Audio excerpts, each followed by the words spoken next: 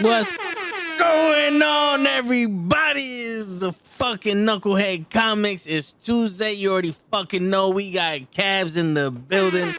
We got Cap in the building. We got Lay here in spirit. We got a show on the way. And as always, it's your boy Toe Tags. What's going on, everybody? Before we start, I just want to take a quick moment of prayer. I want everybody to lend me your power. We're going to make a huge spirit bomb, Goku style, and we're just going to hope, and this is for my boy Cap, we're going to hope that the Blue Beetle movie makes it out and it is not suffering the same fate as this Batgirl movie. Everybody put it into existence. We need Blue Beetle. We need Miguel from Cobra Kai. Blue Beetle, just please, you can cancel everything else. For my dog Cap, let's get Blue Beetle out there, please. Facts. Suit looks so good. I think the suit looks great. Yeah, I'm ready. Yeah, I was shocked at how good that suit was looking. I remember when Led posted it in the chat, I was like, oh shit. So please, because I've been hearing a lot of rumblings, and like the director of that movie is like legit, like liking people's comments about Save the Batgirl movie, you know, don't let other movies get canceled. Like he's in the community, like he's nervous. The director of that movie is nervous, so I don't want that to happen. We'll get into that.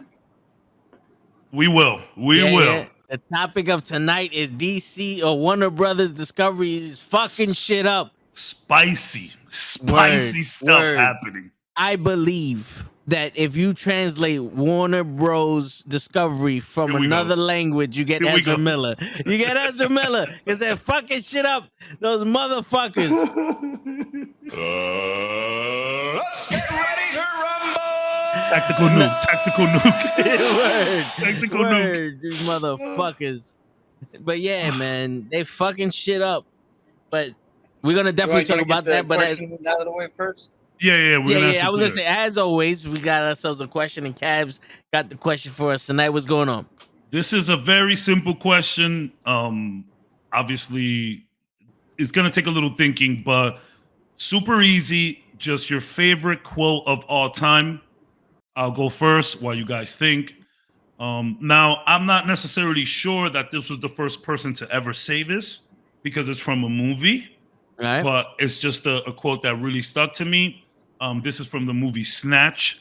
If you haven't seen Snatch, fantastic movie. If you are, if you get a little crazy about English accents and them being a little rough, this movie is like that. Put the captions on, but that shit don't bother me at all. Fantastic film. I was gonna say, you found a quote within there that you can actually say. Yeah. Yo, it's funny. There's a SNL skit that's making fun of like those type of like English London Peaky Blinders type media, and at one point they're just like not even talking. It's so funny. It's a good skit. But my favorite quote of all time comes from that movie, Bullet Tooth Tony. I forget this guy's name. He's the one that did Juggernaut in the X-Men movies. Oh, okay, yeah. He was in Gone in 60 Seconds. Yeah, here he is, Vinnie Jones. The quote reads, "Never underestimate the predictability of stupidity." Now, I am not. I'm trying to turn a new leaf in life. I'm trying to be a little bit more positive, not negative. I'm not calling anyone stupid, although there is, stupidity is a real thing. Running rampant. Ignorance is a real thing. Misinformation is a real thing. You feel me? Yes. But when I say the predictability of stupidity, that doesn't necessarily fall to stupid people. What I'm trying to say is that people as a whole, whether you're smart or not, do have instances where they do stupid shit, right? Yep. And, you could be giving someone an address, your home address, or somebody, so, you got your boys coming over, and you got the goofy one in the crew who, everybody got that goof in the crew, right? So you tell them, yo, at the McDonald's, make a left. You're going to see a red house. You cannot miss that red house. At that red house, make a left. And then you hang up the phone and you're like, he got it. He's not that stupid. He'll make it. No, he is indeed that stupid. He can be that stupid. He could be the smartest person in the world, but they can indeed be that stupid. I don't care how smart you are. Camp Nowhere, which is one of my favorite movies of all time. I don't know if you guys remember that movie where the kids took all of their camp money and made their own camp. Great film if you haven't seen Camp Nowhere. Good old Disney feel-good childhood shit. One of the computer geeks who was supposed to go to computer camp but went to this camp. His father was so disappointed in him.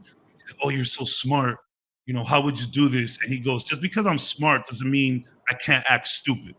So stupid is as stupid does, right? Yeah. Yep. And you can give someone a stupid proof aura around them, and they'll probably still do something dumb.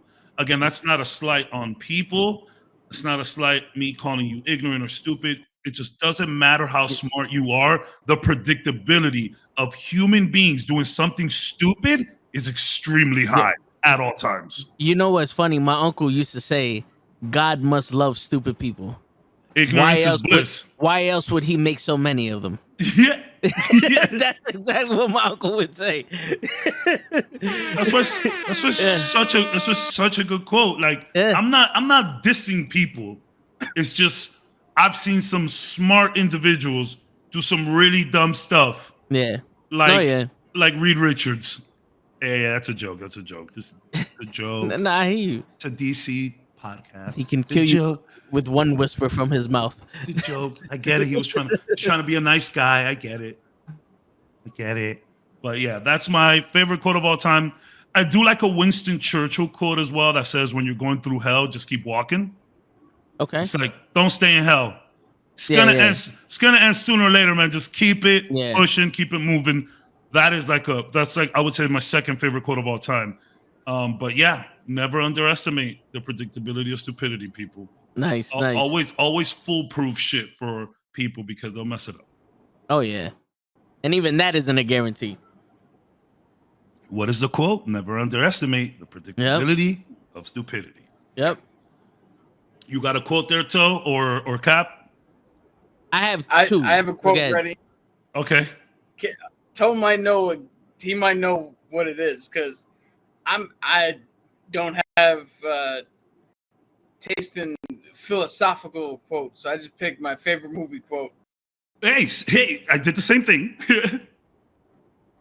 No, that turned into a philosophical debate. There. No, yeah. I guess you could say that. Yeah. This one, I'm not getting it out because I don't feel like yelling in the living room.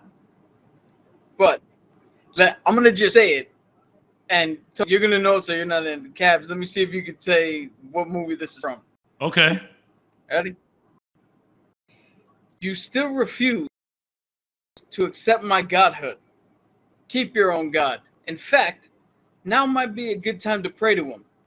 For I beheld Satan, and he fell from heaven like lightning. Whoa. You're gonna kick yourself, Cavs. I know I'm gonna kick myself. From. It's from a movie? Yes. Yep. Oh, I know I've seen it too. I'll give you a clue if you want. Give me a clue. All right. Pay very close attention to how I say what I'm about to say. Okay, yeah. So if you don't get this, that's fine. It can get packed up and we can all go home.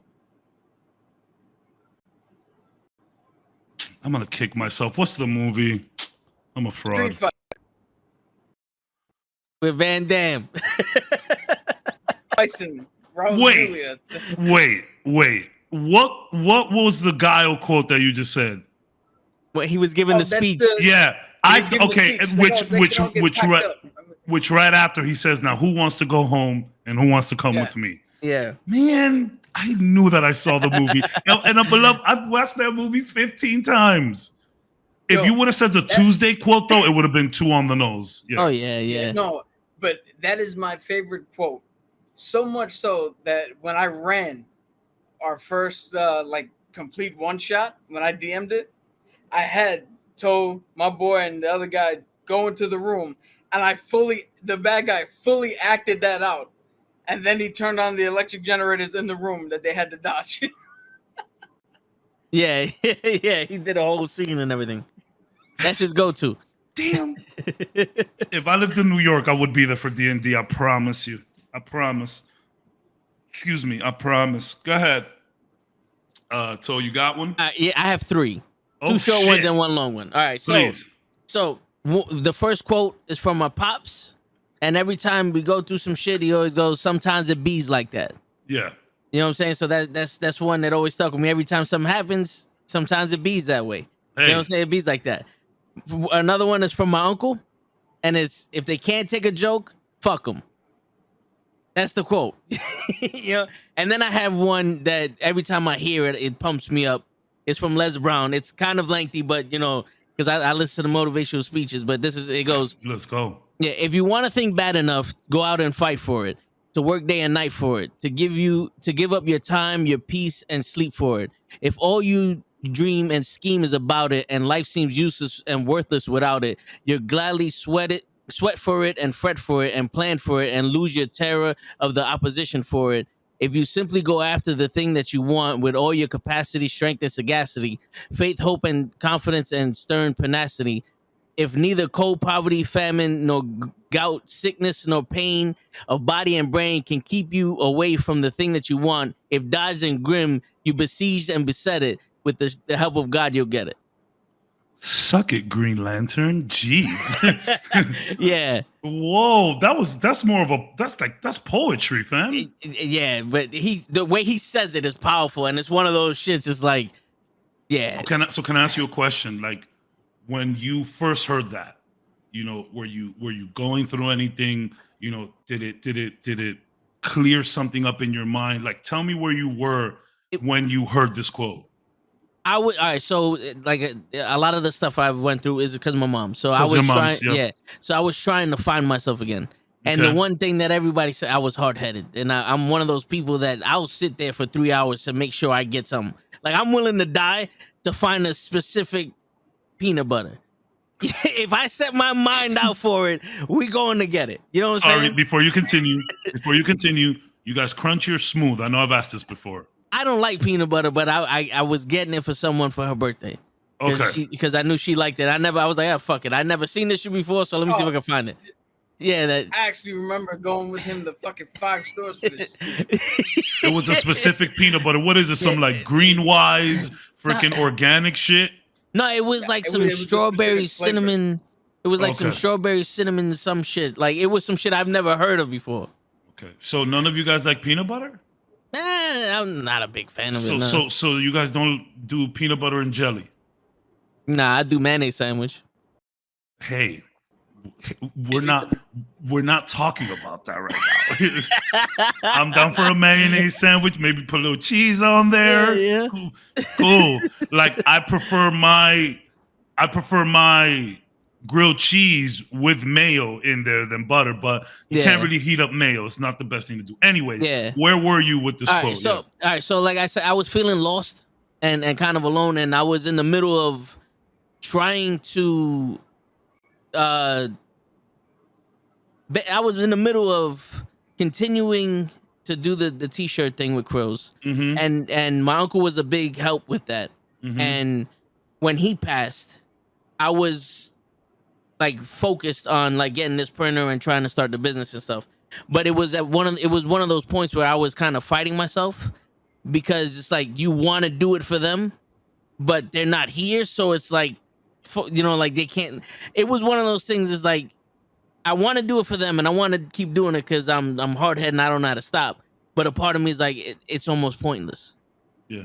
You know what I'm saying? So hearing stuff like this, it's like, I know I want this, and I want it for more than just for them to be proud of me. This is something I had my goals sets out for. But, you know, it was just, it's reaffirming that it's okay for me to give my all to things. And that's why, like, when we started streaming, I was, you know, doing everything and I wanted everything perfect. But once we started doing the podcast, that's when I found the passion. I was like, all right, I'm all in on this. You know what I'm saying? And Hell I've yeah, never man. never had a second thought about should I do this or shouldn't I do this. Hell yeah, man. Thank you for sharing that. That was actually very nice, brother. I really Thank you. appreciate you sharing that, man. And Kenny is in here choosing Yep. violence immediately. Yep. Yeah. Is he mad about you getting him banned the other day? Wait, no, he got himself banned this morning.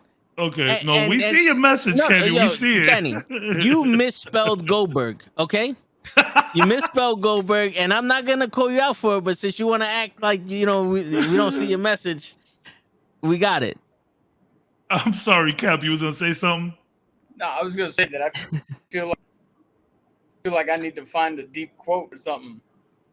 No, man. That's Everybody's the on yeah. this philosophical- That's the good thing. That's the good thing about these questions, where we could just like, just answer it however you want. Like that's the thing. Like Le gave us some questions to ask, Yeah. which we will ask later in the podcast. But I told them like, those are great questions to ask during the podcast, pertinent to what we're discussing today. But like, this beginning is just a little bit about us. Like the other day, you asked a really deep question, and I spoke about Pokemon Go. You know what I'm saying? Like that's the good thing about these questions, where you could just perceive it and answer it differently. You know what I'm saying? That's Yeah. why I do this shit. It's like, first of all, it's a good ice-breaking exercise. Number one. Number two, we learn about each other. Obviously, you guys know everything about each other, and you have been doing podcasts with Le, but like me and Le know each other personally. But there's things that I'm finding out about Le through this podcast every day, still after 20 some odd years of friendship. So I was like, answer how you want. I appreciate the goofy answers, not the crazy whimsical ones. Doesn't always have to be something like that. That's a good question. You know how we met, Cabs? Wait. How did Toe and Cap meet me, or how did I meet Le? Be a little bit more specific. Oh yeah. Well, all right. So how I met Cabs was damn, I forgot his name. But me, Krills, and Joe P would play Fortnite with another person. I forgot his name. Pills, yes, with another guy, and he chose to run away every time we got into a firefight. And I remember Krills was like, "Yo, I got another boy that plays video games. You just got," and we was catching W's, and that's how we met.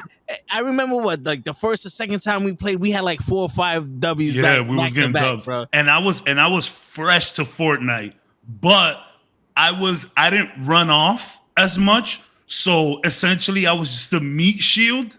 You feel me? So like, while these guys handle business, I was just taking shots for everybody. And then I started getting a little better. Yeah. Funny story about that.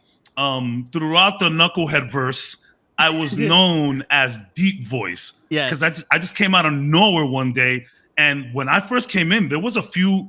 I know Bigfoot. I think Bigfoot was the one that gave me that name. Yep. He was. But there was a couple other Knucklehead like, regulars in there. So I was like, yo, who the fuck is this guy? His voice is so deep. And Deep Voice was alive. And then I remember I was in this house already. I just moved in here October 2020. And I got back home. I was a little banged up. And you guys were doing a podcast. And I just happened to catch it. And I started saying mad shit about Krills.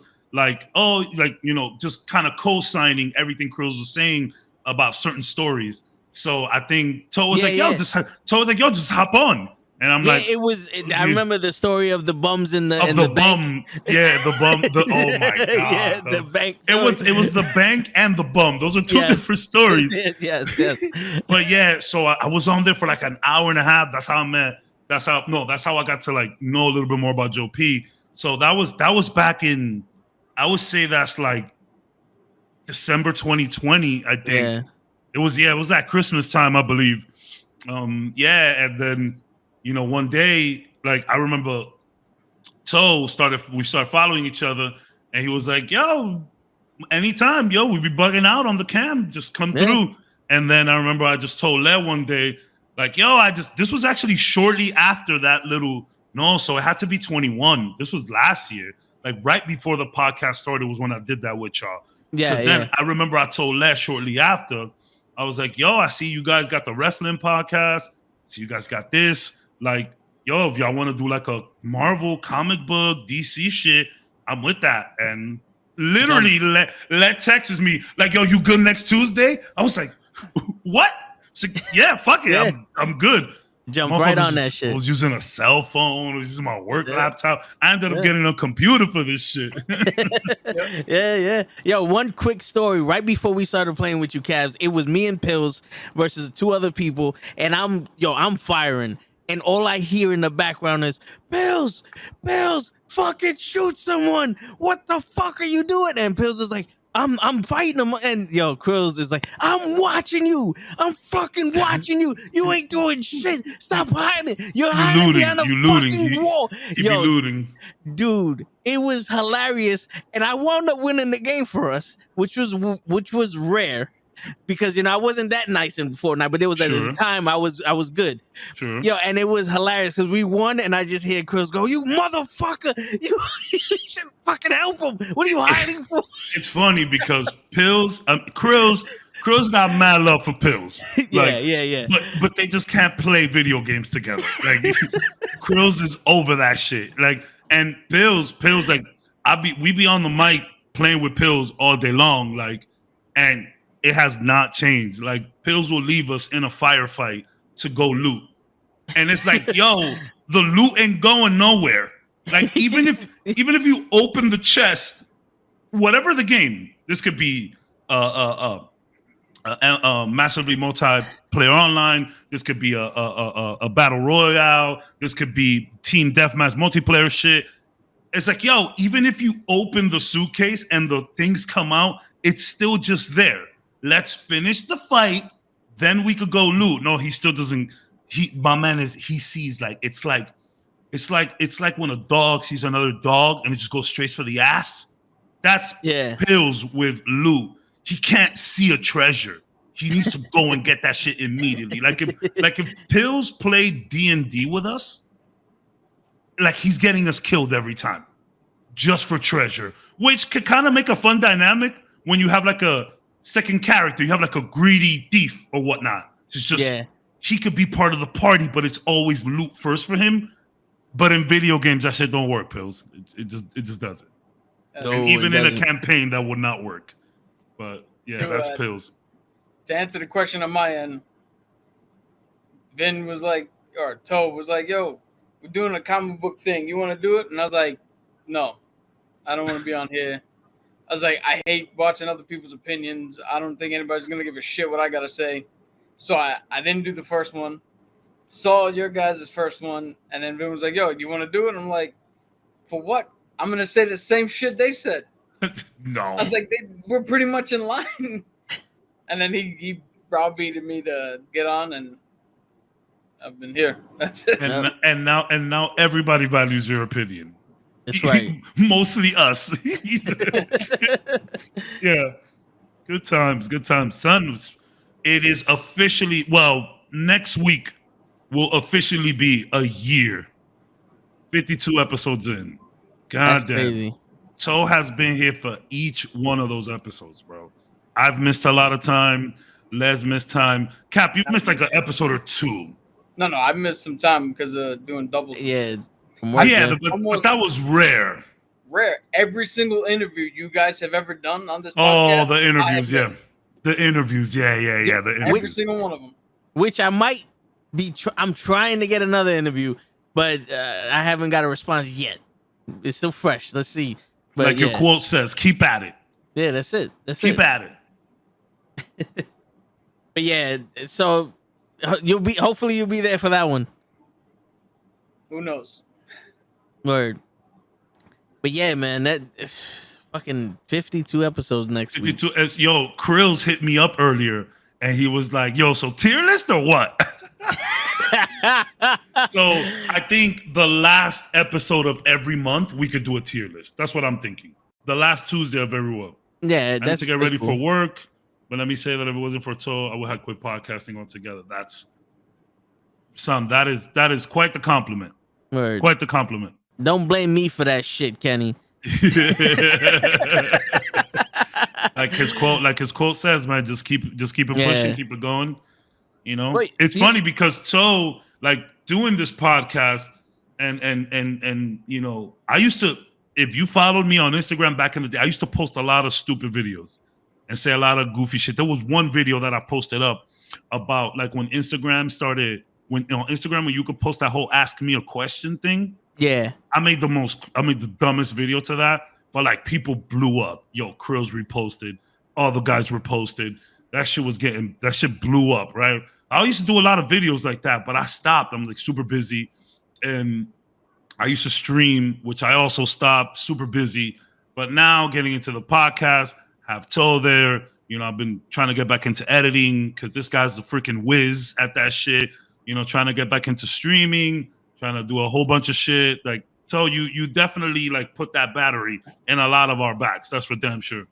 Hey, man, I try, man. I try. If there's one thing that I've learned is that sometimes you need to be around someone who's relentless for you to see that, okay, yeah, you know what, because when me and Cruz went to the gym, I wasn't always relentless, but it would be one of those things like one of us every other day or every other week would have to be like, yo, let's just go. Yeah. And we get there, and then as soon as we get there, it's on. And now we're not competing with each other, but we're also not competing with each other, you know. And then you see it's like the more you want to do something and someone's interested in it, the more they're interested in it. For sure. So it's contagious. So, you know, I'm not only feeding you guys, but you guys are feeding me also. You know, we're doing it. You know, we're feeding off of each other.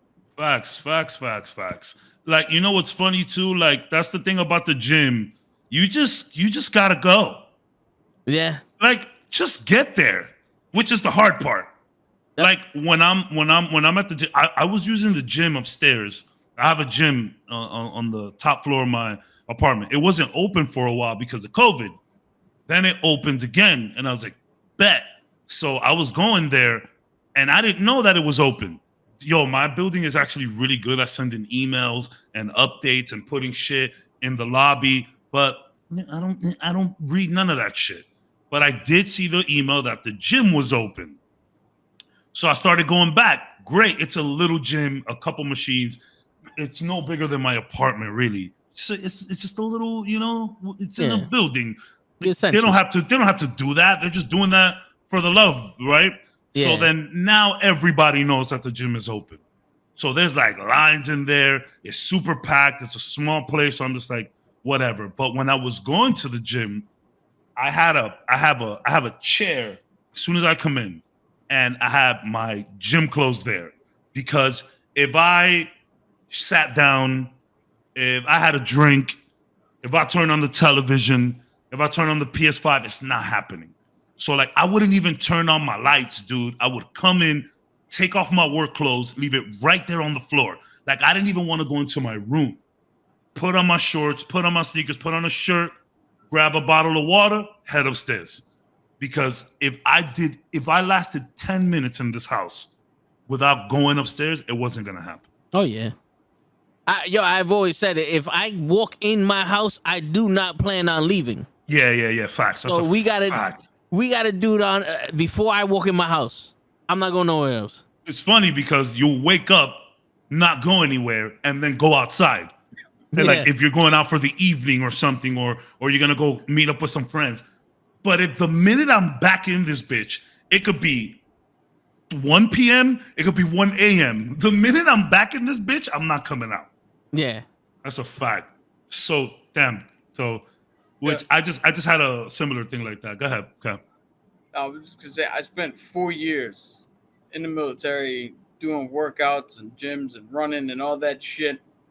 And I can with all confidence tell you I've never once hit a zone where I was like, I love this shit. Yeah. Every PT test I've ever done, if they told me I only had to do 26, I only did 26. if I had to run a mile and a half in 12 minutes, I ran it maybe 11:30. I put no effort in. I'm hitting the track now because I'm trying to drop a little bit of weight. I've cut out all fucking eating sugars and all that shit. Oh, no. No, well, I didn't cut out. He's the intermittent fasting. Okay. No. Yeah. Absolutely no candy, cake, ice cream, cookies, none of that shit. I'm trying to figure out drinks though. Okay. And For the love of God, nobody can make anything with fucking flavor in it. It's frustrating. But I've cut back my soda to maybe like 1 or 2 a day, maybe. Or like if I had, like the other day, if I had 3, then the next day I won't have shit. Okay. But even now, hitting the track, I do it. But the whole time, I have to put myself in another world. Yeah.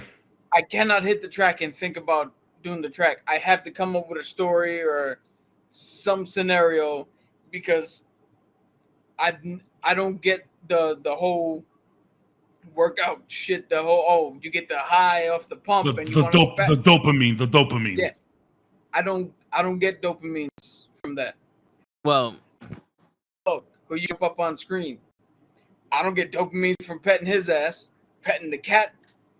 The only thing in this life that has ever truly given me dopamine is fucking sugar, and that's the one thing I can't do. My biggest problem when I'm losing weight, ironically enough, after last week's episode, is juice. Like I don't get me wrong, I love water. I drink water. I have water right here. I have water right here. Cheers to the water. Yeah, we know what you got. The official in the can, though. Yes. yeah. Yo, when that shit, like, when it like freezes a little bit, that you kind of got like a slushy in that can. I don't care how slow that shit come out. It's gorgeous every time. Anyways. Oh yeah. So like, I drink, like at work, I drink water all day. It's just easy. I could refill my water bottle. I don't got to go downstairs. Sometimes I go and get a juice for sure. But like, if I'm eating a meal, I hate eating with water, especially breakfast. Like if I don't have some OJ with my eggs and bacon, I'm heated. Like I don't like that. So that's Mio has a lot of crap in it, but it does the damn trick. It does. Yo. It does. You don't know. I literally has spent the last 3 weeks looking up. I can't have any of the Mio because of all that shit in there. Mm-hmm. I can't have any of the other. Like I love sparkling ice. I was like, oh, sparkling ice, cool. Oh. Nope, that shit's fucking bad. Like I've looked up the legitimate health benefits of all of the shit, and the 3 things that I found that are the absolute healthiest. One is Stir, like it's an energy, not energy, but it's a water supplement thing like Mio. Okay. That shit. Sure. Yeah, that. I'm gonna look into that. Well, wait until what I say. Oh God. I put that shit in the drink. Mio has more flavor than that shit does. I immediately got stomach aches, stomach cramps. I used the bathroom more times than I've ever used in my fucking life. No. I was at the track having the running farts around the fucking track. Yo, it to the point I tried 2 different flavors. So like, all right, maybe it's this specific flavor. No. Both flavors, I was like, nah, this shit's garbage. I have this thing, Spindrift. It's supposed to be salsa water. It literally, salsa water, lemon juice, lime juice, cherry juice, because it's a pink lemonade, and hibiscus for color. It's the only fucking thing in there. That's it. Tastes like nothing. Smells like heaven, tastes like nothing. And I'm like, I bought collagen water. That's the last thing I'm gonna try. Collagen water. It's water. It's strawberry juice, lemon juice, and monk fruit for sweetness. I'm gonna give that a try. If not, you might just see me in here every week, mad as hell. Yeah. Fuck the MCU.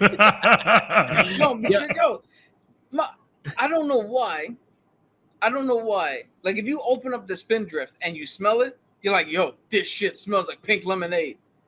And then you drink it and you're like, this shit tastes like nothing. Yeah. Not even the carbon. I hate carbonated water. The only reason I can drink the Spindrift thing is because even that's fucking lightly done. And it's like, yo, what? You can't. If we can't make shit that's healthy taste good, what the fuck is the point of healthy shit then? Why are you gonna tell me to eat that? I will tell you this: monk fruit artificial sweetener is like the closest to sugar that's actually decent for you to eat that you're gonna get. But that shit is pricey. So it's not even artificial. It's literal monk fruit. Well, yeah. There's no artificial shit. I mean like artificial sugar, like a substitute for sugar is what I meant. Yeah. Like monk fruit. Now I would order from Amazon the big bag of monk fruit. That's just $25. That's a lot of money for sugar. And then what I was doing, I was taking just water, lemons, and putting some monk fruit in it to make lemonade. I love lemonade, and it was actually decent. But in order to get a good sweet ratio, you have to put mad monk fruit in. It's like I'm going through this bag in 3 days, $25. So I just realized, you gotta go put fucking sugar in it. Yeah, if you're gonna be healthy, part of you is gonna have to be miserable. It is what it is. Yeah. There's no fun diets. That shit don't exist. Look at that statement. Hey, let's break this down for a little bit before we get into this.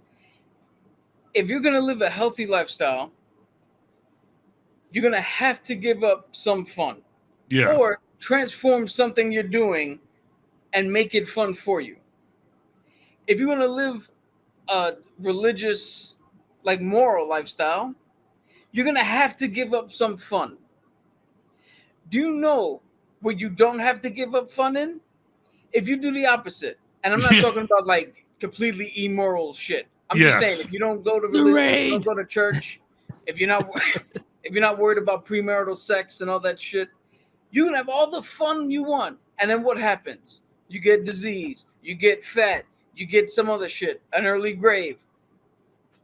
So your choices are either have all the fun you can and ride it out to the end, or be fucking miserable and live until you're 110. Which living to 110 within itself does not sound fun. But I want to try to make it as long as possible. I have I try to be good during the week and then go ham during the weekend. But I've noticed that I just go too ham in the weekends and it just completely wipes out the week. You know what I'm saying? Yeah. So no.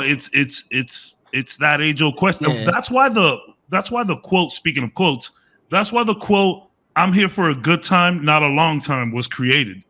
It's for those Charlie Sheen motherfuckers that just said, I'm gonna go, and whatever's in my way, I don't care. I'm just gonna go. I'm gonna have a good time, and if I can make it at 65, perfect. But yeah, I'm not trying to live that life. Yeah. Well, that's why people talk about that pump shit. Because if you ever hear someone at the gym talk about a pump, it's a bodybuilder or a fucking fitness model, because they're eating food that does not satisfy them taste-wise. They don't get any pleasure from the food they have. They're just eating it for fuel. Yeah. So now when they get the delusions of grandeur, I'm lifting heavy, I'm activating the muscle I want because you're so focused. That's where you get that dopamine, because there's a reward now for something you're doing.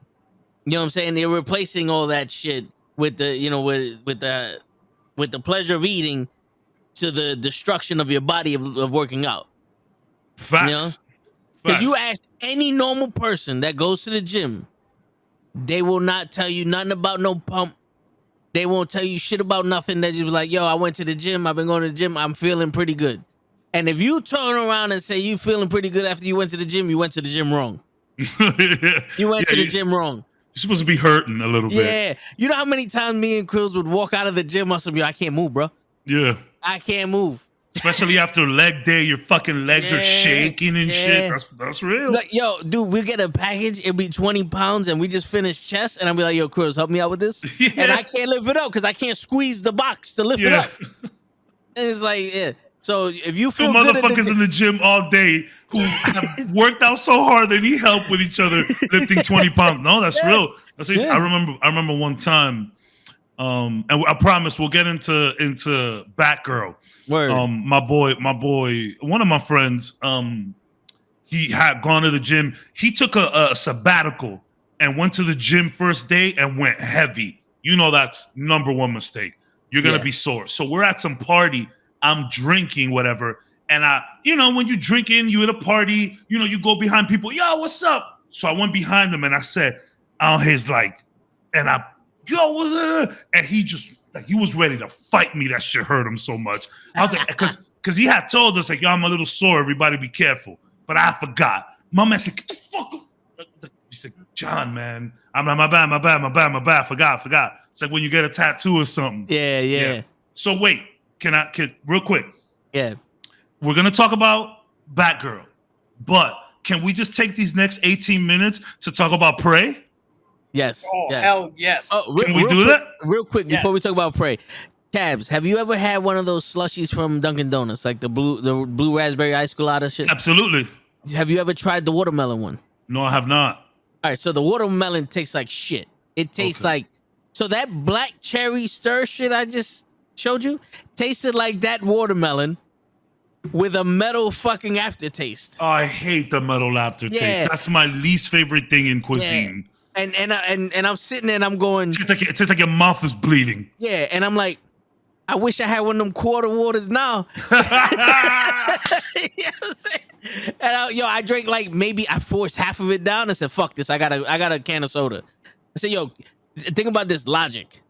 We're about 80% water. Our body is made out of 80% water, right? Soda's made out of 80% water. So if I drink something that's 80% water, I'm matching my water intake just like that. If I'm drinking 100% water, I'm throwing off the balance of my body. I get so upset. I get so upset that you've broken soda down to the molecule almost. You've legit scientifically broke down why it's like not a bad thing to drink soda. It annoys me because I try so hard not to drink soda. I try so hard. And it's like, well, listen, soda's 80% water. Your body's 80% water. So essentially, I'm just keeping up with I'm like, so you're so wrong, but you make it sound so right. Astrophysicist over here. That's why math sucks. Because math is always math. Yeah. But you could freak some good words and make shit sound real nice. You know what I mean? Oh yeah. Dude, I treat water, sodas and shit like that like WWE. Like, I watch the WWE. But if you give me any other wrestling organization that's a little bit good, I would leave the WWE quick and go over there. I'm always as long as it's good. ECW, New Japan. I'm always everything else beside. I just haven't found any fucking thing that makes me feel as happy as drinking a fucking Pepsi. I don't care. And that goes for life too. That's why I don't date nobody. That's why I don't mess around with the sins of man, as they call it. Because I haven't found not one thing that makes me as happy as a fucking Pepsi. Yo, and it's like, look, like I do hate when people say shit like, oh, if you're thirsty, you got to drink water. Nah, like soda refreshes me too. Like I don't stay thirsty. And I tell you, if I fill up this whole cup with a bunch of ice and some soda, I'll be all right. I won't be thirsty. Like I could buy a 20-ounce bottle of Pepsi, drink it, and be refreshed. Like that's fine. That's the one thing I hate about like these workout people and these fitness coaches and all of that. Like, you can lie to yourself all you want. Don't lie to me. Like, I understand that McDonald's is not good for you, but McDonald's is delicious. Like, I understand that fast food isn't good for you, but fast food is delicious. Maybe not all of it. You might have your things. Maybe that might be a good tier list. Fast foods. That might be a good thing. But like, don't tell me turkey bacon is better than real bacon. And I know there's some people that no, I'm not hearing that. I'm not. I've tried both of them. I will respect your opinion. I know turkey bacon is better for you. It's healthier for you. It's less greasy. No. Turkey bacon is not going to ever beat real bacon. Nope. Maybe in nutritional facts and health facts, but like it's not better. Like all these Herbalife people, they're like, oh, I love my, fucking 87 food. pills. Like, bro, they fucking open cake from a bottle. Like if your cake comes in a protein bottle, we got a problem. Yeah. My cake needs to be in a plastic foldable covering. You know what I mean? Yep. Like when you put like that's like so like if Herbalife people were to like if fitness people were to come up and be like, instead of 6 a.m, and you could tell that they're irritated, but they're like drinking their cute little teas. They're like, start the day and they're drinking their teas. If they were to be on some realistic shit like, yo, it's 6 o'clock. I hate everything. This tea is so gross. But you know what? I might live a little longer. I would rather join up more there. Like if you were to tell me, hey, this food is disgusting, but it's not all the bad shit that McDonald's had, I would listen to you a lot more than if you just lie. Don't lie. McDonald's is delicious. McDonald's fries are top tier. Yep. Like, stop. Don't lie to me. Lie to yourself all you want. Lie to your followers. Don't lie to me. Like, fast food is delicious. And you know what the crazy this is one thing I've learned. One, I don't eat a lot during the day, but I eat a lot when I sit down. and I can go an entire day with the same bottle of soda, but I can drink a 2-liter when I eat. You know what I'm saying? Like when I'm normal day, I'll have one fucking can of soda. I'll be good. Yo. When I'm eating, I'll have a 2-liter with me because I need a drink when I'm eating. If I order a pizza, if it's a Saturday and I get a pizza, I get some breadsticks, maybe some wings, like I could have sitting down, I could have just 2 slices, 2 little pieces of chicken wings, 2 breadsticks. That 2-liter will be fucking ghost. For sure. Yeah. It's As gone. opposed to while I'm working, I could just have 1 soda and be all right. Yep. Yeah, that's. Yeah. I try not to have soda at work though, because the sweetness kind of like backfires later on. I start getting really sleepy. I don't, whatever. But yeah, pray. Yes, pray. Okay, I did have a few problems with the film, but this is a really incredible film. Like it is, bro. This was just a real, like, this was a hunter. My man started with small game and worked his way up. My favorite part of this movie was the bear fight. Like, I know there was some CGI stuff going on there. It was a low budget movie. Give it a break. But that bear fight, my man was just like lifting a bear, it's just blood falling everywhere. Just great film. I love how, like you were saying, when he landed, he was scanning. What is the food chain here? Yes. Oh, this is the top. Boom. Then he went to the wolf. It's like, all right. So the snake was nothing. What about this? The dog's a little bigger. The dog's the thing. Let's go. And then the wolf wasn't afraid. Get to the bear. Sees, oh, it's chasing the human. That's nothing. The bear's what I got to worry about. Like, he had a hierarchy. He had a fucking system that he stuck to. He didn't do anything outside of his system. Yeah. He was fucking hands-on. Yeah. He was fighting He's motherfuckers. like, yo, put all that fucking tech shit away. He might not even had all of it. He's just like, yo, fuck it. We going hands-on. He really just came to hunt. Yeah. If he didn't have that invisible shit, he'd have got fucking handed. Oh, the brother would have handed him his ass. Yeah, so that's what I'm saying. Like, that's one thing I like. Like, he didn't seem as OP. He had certain things, and it was a little primitive. I mean, it's funny calling what he had primitive, and we're seeing it in 2022 as opposed to what the first Predator had, which was super techie, but it was at the times it couldn't be like, portrayed that way. Yeah. So it was weird.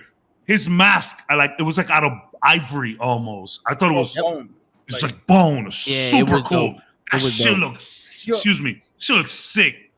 Another thing I like, the juxtaposition of watching the Predator, like almost look in real time, learn what the threats are, what's the game, is the same shit. If you're paying attention, you're watching Nura. I don't know how to pronounce the name, but the girl. Yeah. The main character.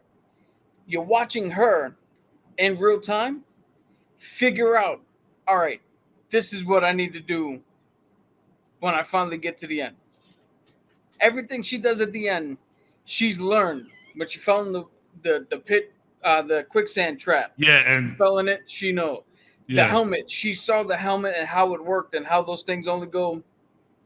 The thing with the gun, she learned how to use the gun. She learned, Naru, yes. She learned. she also evolved.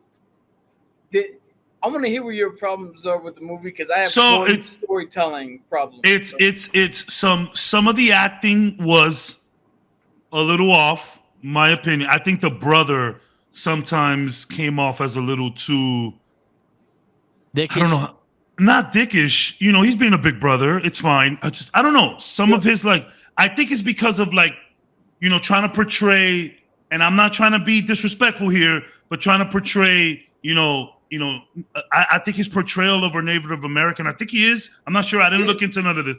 Some of it felt a little kind of, I don't know what the word is, kind of like early cowboyish, So, it just two things. One, that is literally the way he sounds in interviews. Okay, he has that cadence in his voice. So I didn't know. I didn't look him up. So that's why I was a little weird about it. So yeah, I've seen countless interviews with him now. Okay. In the lead up, that's just the cadence of his voice. Okay. Two, this is his first acting job. Okay.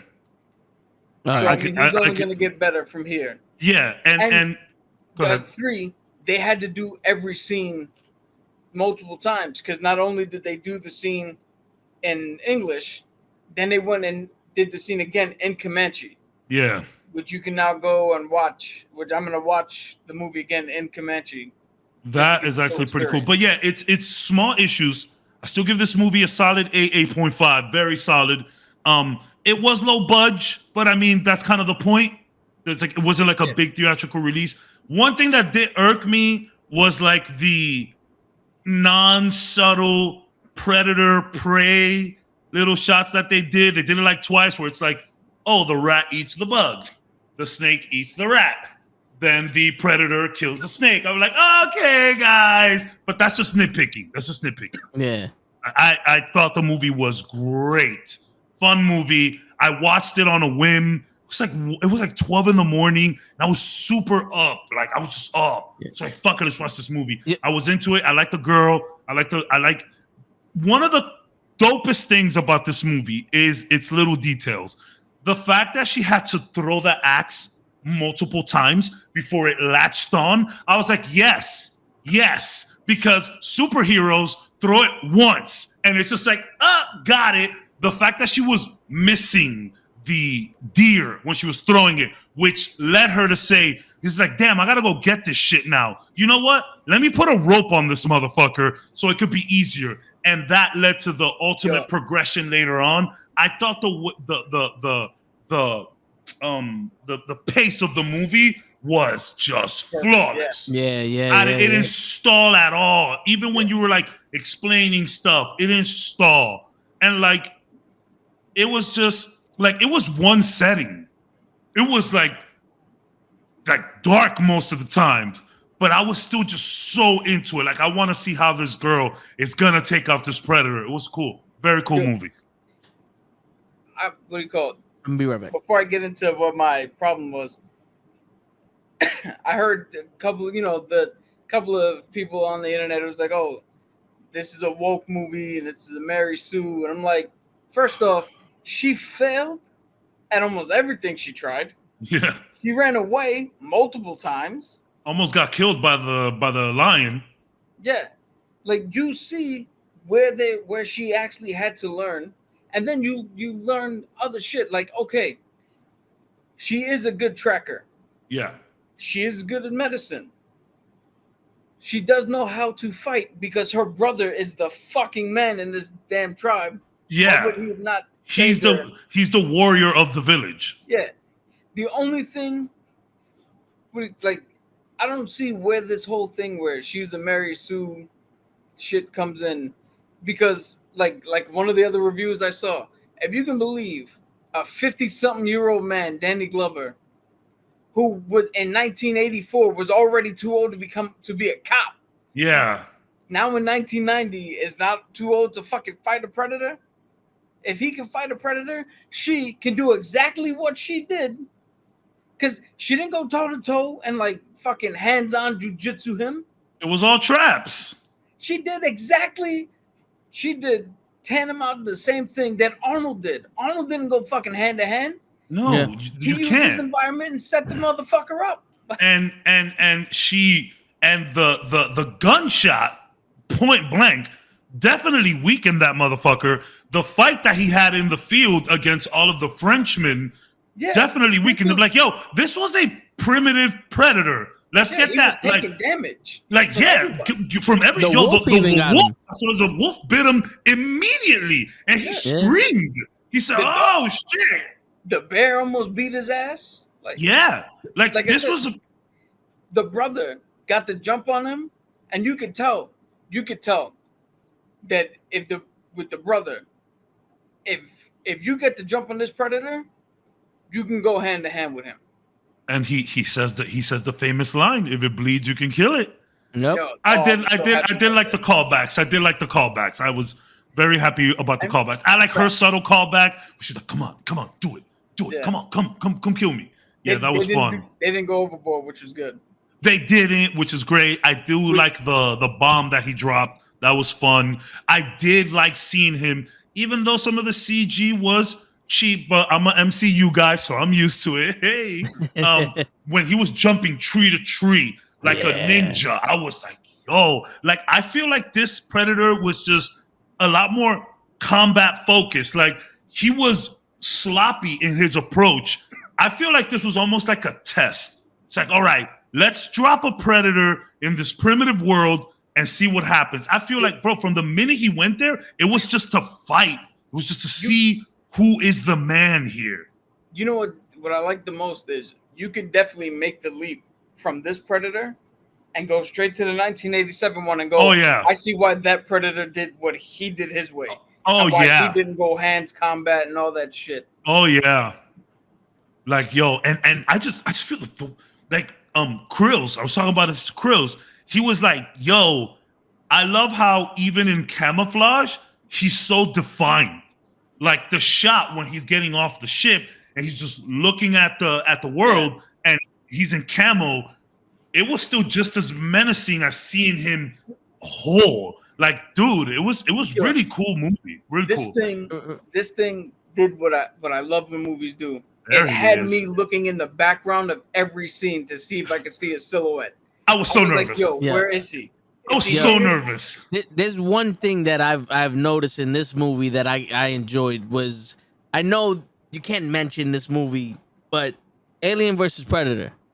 Ugh. When the Predator killed one of the aliens and took the shit and started marking his face with it, I was like, okay, so now we know where he got that from, because that's what they did when they killed the lion. He put the lion's blood all over his face to be like, yo, this is the trophy and shit.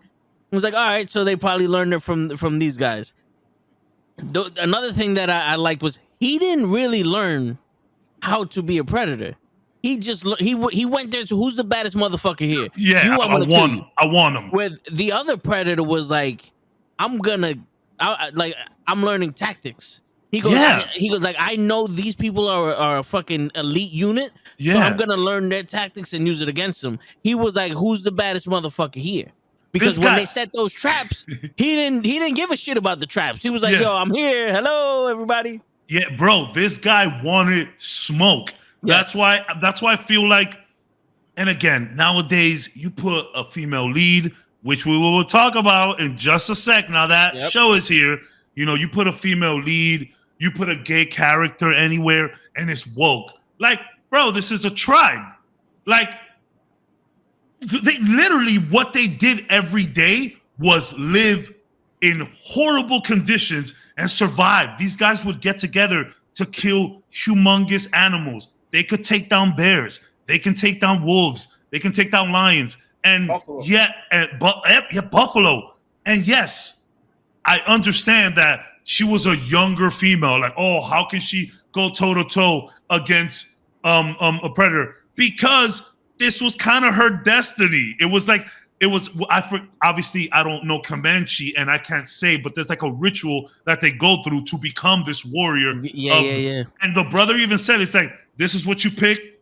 This is what you pick. You couldn't have picked anything else. And she was like, yo, I keep seeing these signs, man. I keep seeing like it's. Because the ritual is you have to hunt something that hunts you. Correct. So it's like, yeah, and not only that, what we just said, like, and again, the weirdness of having this Predator in 2022 seem more primitive and outdated than a Predator we saw in 1980 something. I know it's a weird concept, but clearly this guy was straight up primitive, and his job was smoke. Now, if we can continue this timeline that they've created, and maybe he was just sending signals up top of what he encountered, I think that shit would be so cool. Yeah, that would be dope. I don't know if you watched the credits.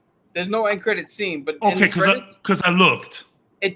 So the credits depict what happens next, where the tribe they tell everybody, they move the tribe, and then more ships come in. Oh, I gotta watch that. I gotta rewatch that.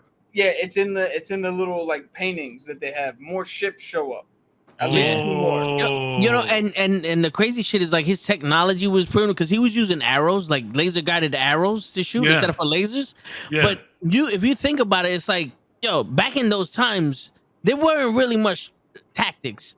If you wanted to fight the biggest motherfucker, it was a brute you fought. You fought a fucking Viking looking motherfucker that was 6'8", 400 pounds, came up, bear slapped you. There was no tactics there.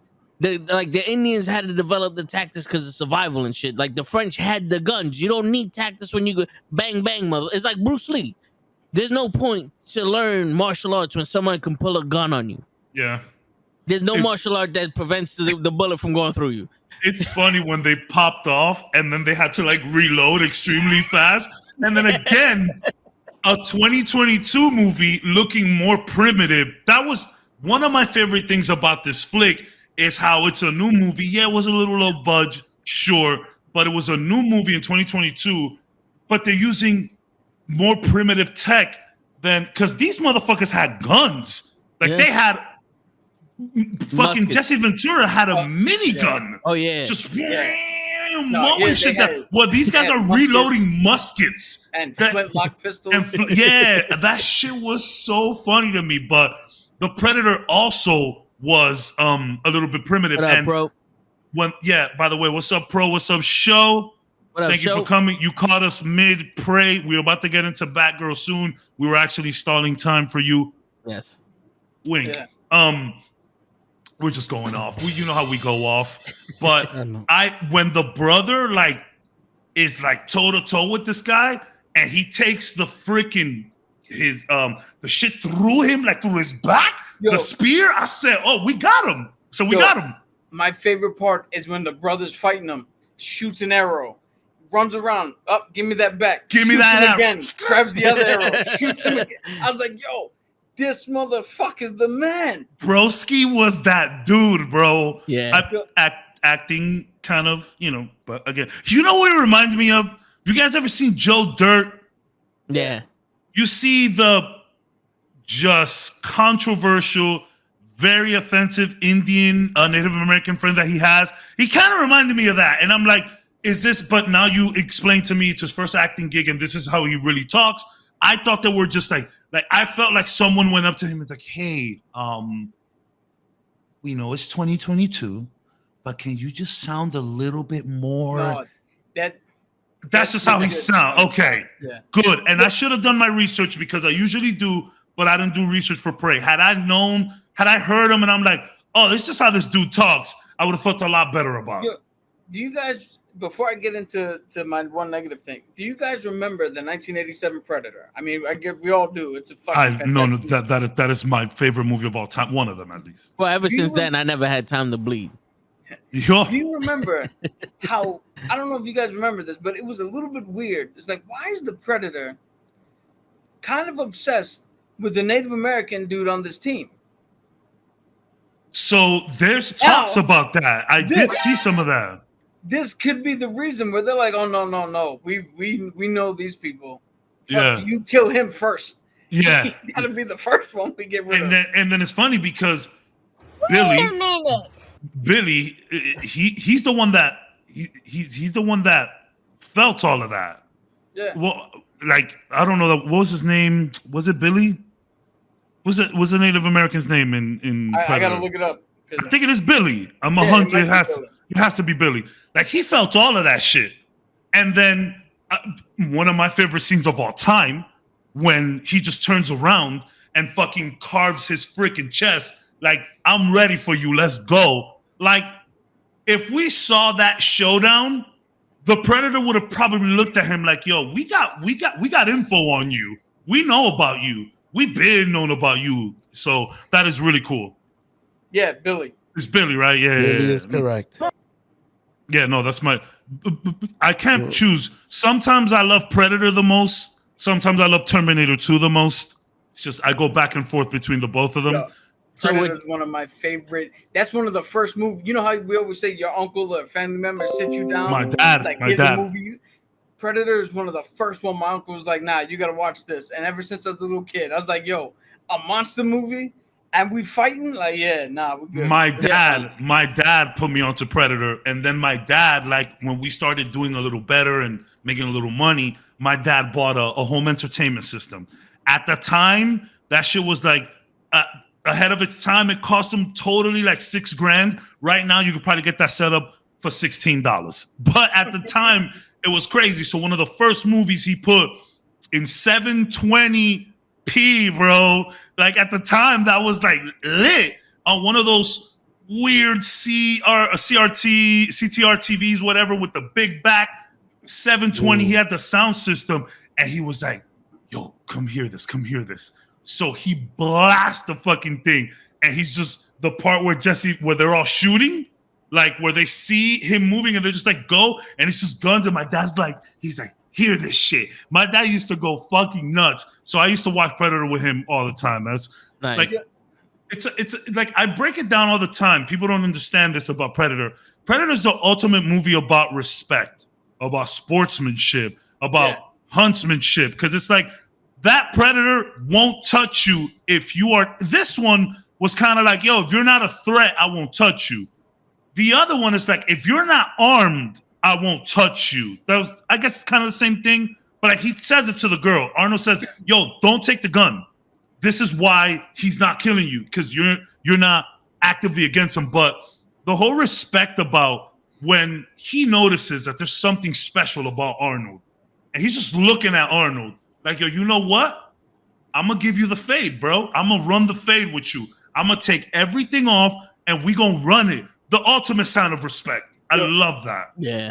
It's also low key, as the kids say nowadays, a woke movie.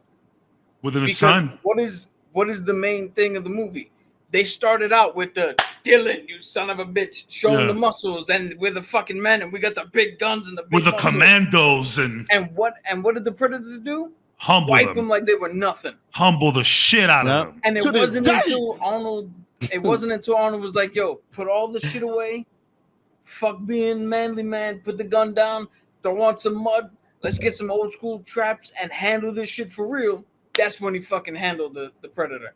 And one of the best scenes of all time in that movie, the war cry.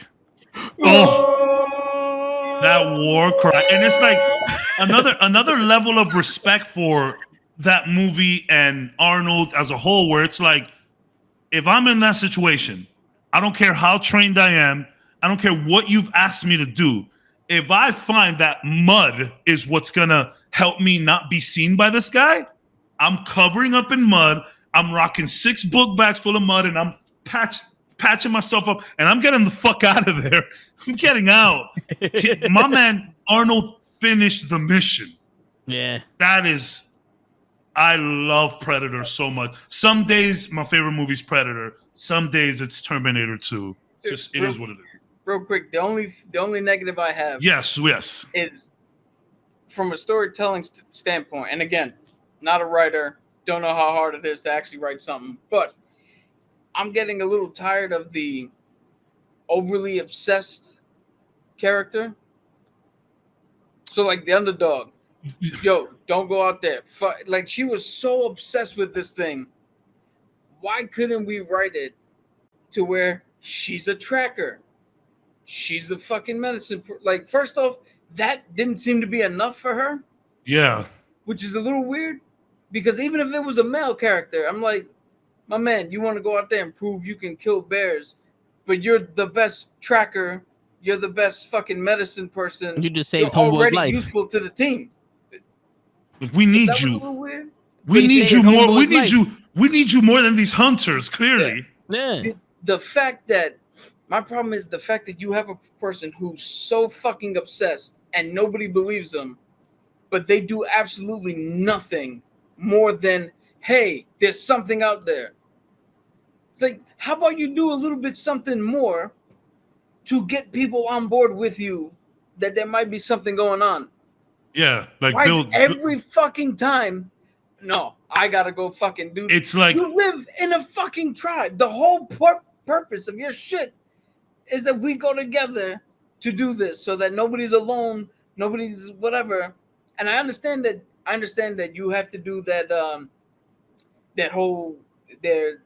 Again, I don't know what it's called, and I apologize for anybody from the Comanche Nation or from indigenous people, but that whole trial where you go hunt something that hunts you, yeah. that could have been incorporated where she's like, yo, something's out here. This isn't right. People start believing her and they go, okay, we got to come up, help us figure out where it is, if we can even handle it, what we're doing. And then you have the same movie. She goes out with her team. She gets separated, runs into the thing. The French dudes capture her. They also capture the brother. And it plays out the exact same way. Her and the brother get caught. Predator kills everybody. He fights the Predator and dies. The brother fights the Predator and dies. Now it's just her left there. And then she comes back. It plays out the same way. And all you have to do is take out that ridiculous, I'm so obsessed with this, I'm not going to tell anybody. It's urgency. Shit. It's urgency without urgency. You know, Yeah. it's just it's a plot device. It's a plot device to move the story forward. Where if you just add a couple little tidbits here and there, now that plot device doesn't look like a device. It just looks like plot. You know, I get what you're saying. My main problem with it is Good words. There's one scene where she's like, yo, she's like, look at these tracks. And they're like, that's bigger than a bear track. And why is it on its hind legs? Because you have to have your character so obsessed and go off on her own, you have a whole group of guys that go, huh, all right, and walk away and look like idiots. When I guarantee you, everybody have been like, wait a minute, what do you mean it was standing on 2 feet? What do you mean This is the best tracker. This is the best tracker in the tribe. And Even nobody wanted to hear her out. Even if she wasn't the best tracker, if we all went somewhere and Shaw was like, yo, I don't think this is right because of blah, blah, blah, I'm going to do more than just go, cool, let's go. Yeah. I'm going to take him serious. The brother did say, whatever it is, we have to go find that lion first. Yeah, he did say that. No, we have to go find the lion. I get that. That was on the way back when she was going with the dude that she saved. They saw that, and she saw the snake. Yeah. When she was on the way back. All I'm saying is, you just have a group of people who are used to every animal track that is in their environment. You come up with this one, and they don't care. Yeah, like, that's a little bit weird. That you have to I got you. It's getting a little tiresome of the one guy that no one respects. It doesn't matter what you say, we're not following you type shit. And then you bring it on yourself to just go out there anyways. Yeah. It's a trope. At one point, this is life and death. It don't matter if you're mad that she's there because she's supposed to be a healer or something. If she notices something, be on guard. Mm-hmm. Because anyway, if we're walking down the street, right, we're all from the hood, we're walking down the street, and everything is good, and Show goes, yo, somebody just walked in the alley over there. Are we gonna be like, fuck that? Or when we pass the alley, we're gonna be looking for somebody in there. So you ain't jumping out on me, nigga. Meanwhile, in the hood, you see one person running, you just start running for no reason. You don't need no info. Yep. You just start to book it. Meanwhile, this girl found a footprint that was this damn big, and they're like, we need to go get that lion. Again, you can have the same story. You could tell the same story where they're like, okay, you brought this to our attention. you're not one of us as a hunter. Go back to the village. And then bring in something where she's trying to tell people in the village, yo, I don't think they realize what they're hunting. And just don't even do this whole like, even if she wants to go on her own to save her brother or something, like the movie can still play out similarly. You can still have it, you don't belong here, but somebody's got to take urgency of this. You know what it is, Cap? It's directors not giving people enough credit. Or it's like, they know what they're doing. They're just not gonna, they just don't care. They just move on. Like, this just happened to me. And please, guys, don't ask. Anything comic book related and video game related, even if it's bad, I'll watch it. So I watched all of Resident Evil, the show on Netflix.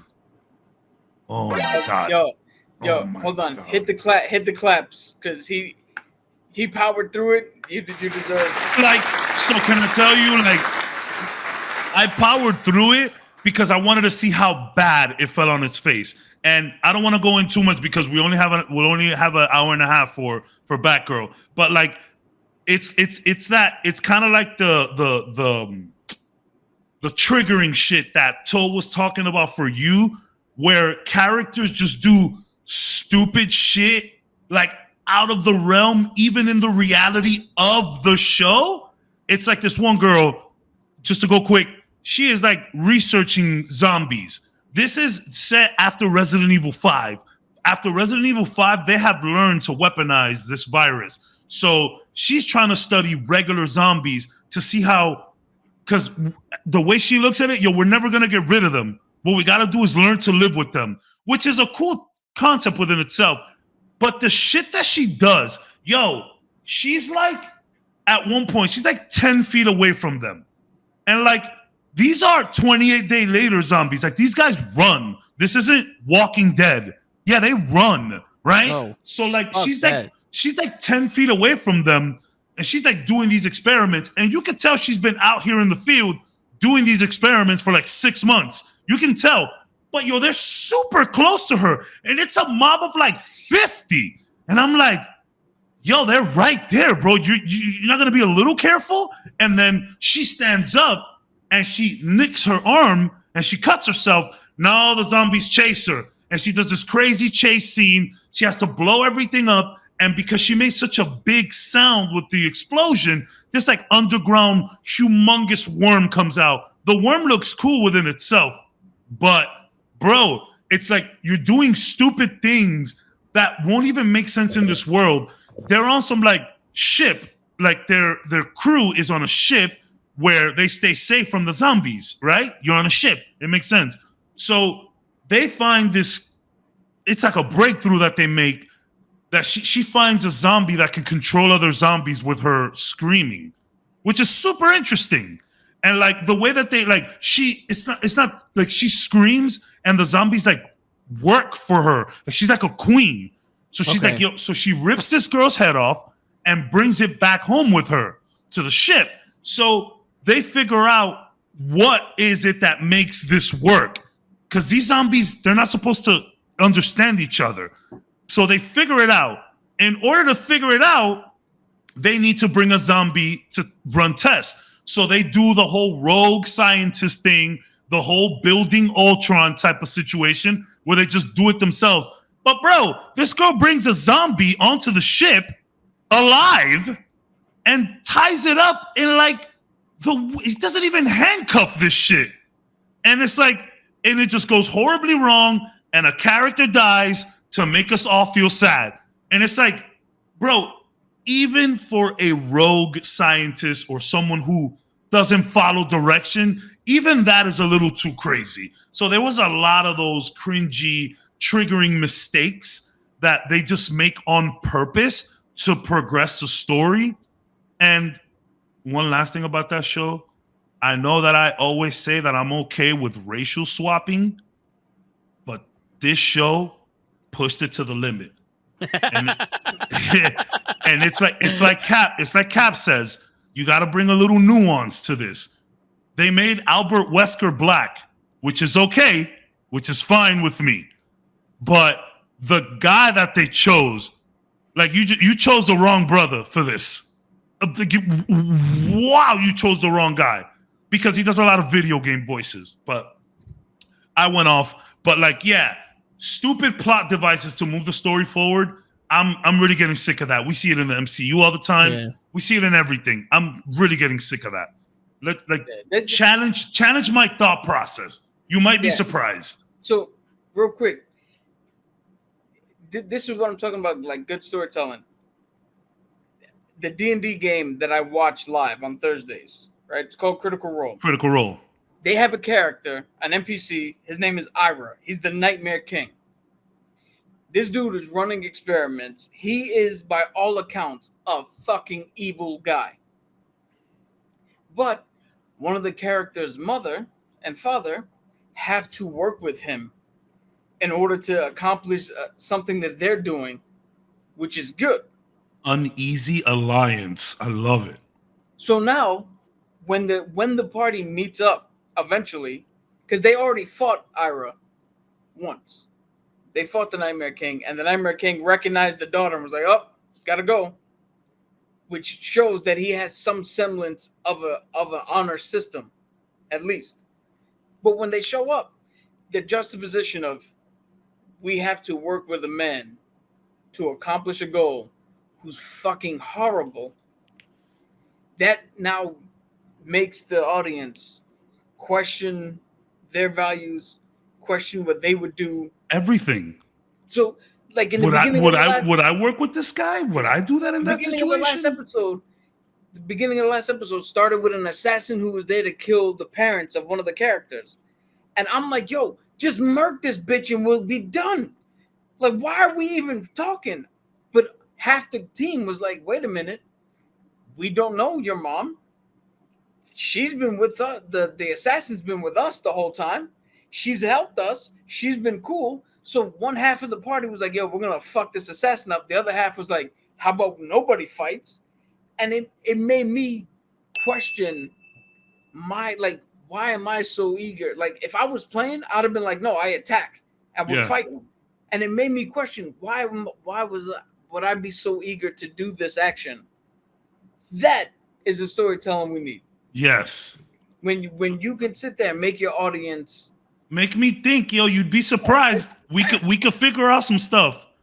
Yeah, real quick, because we're gonna get to DC. Cabs. August 12th, Spider-Man's coming to PC.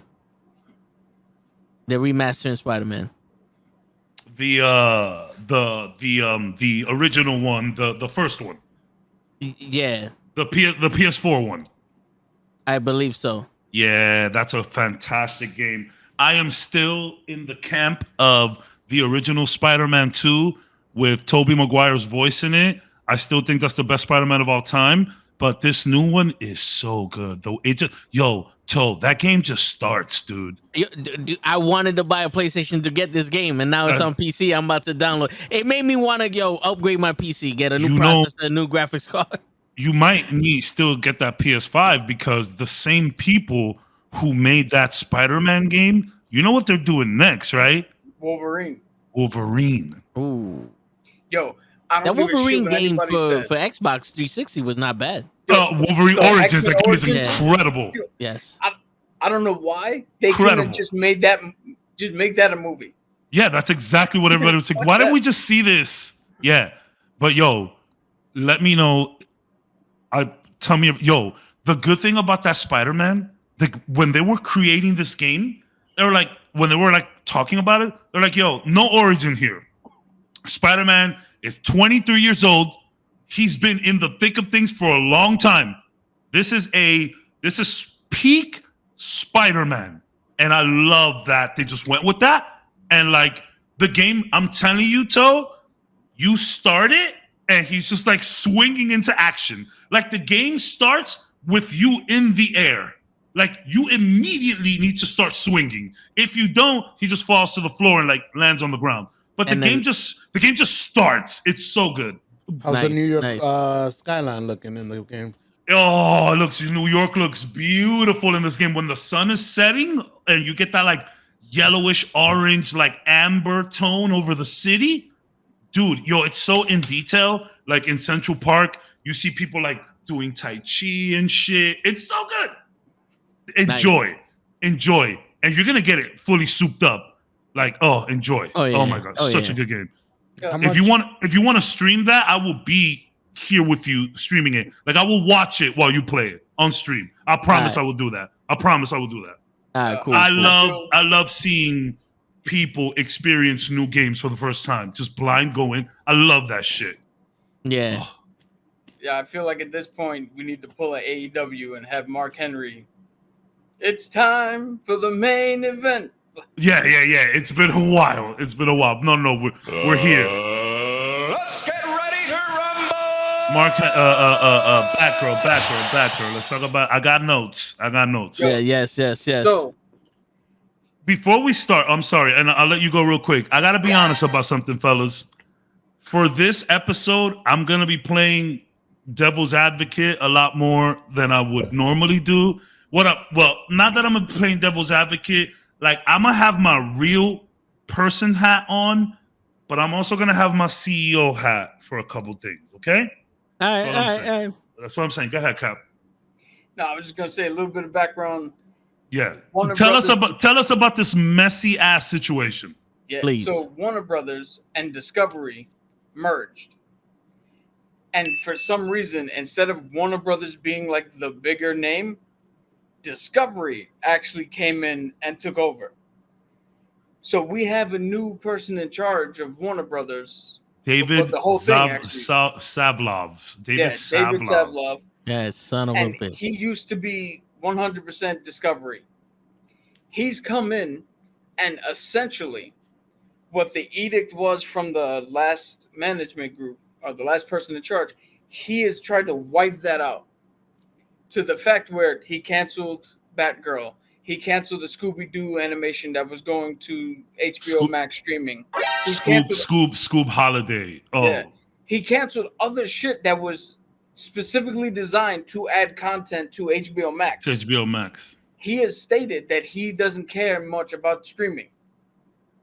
Plus, Discovery just came out with their own Discovery Plus. So we might actually get a scenario where HBO Max gets dissolved and thrown into Discovery Plus.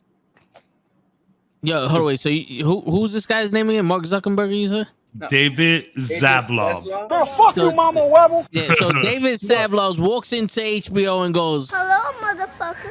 Basically. Here's the thing. Yeah. But here's the thing. When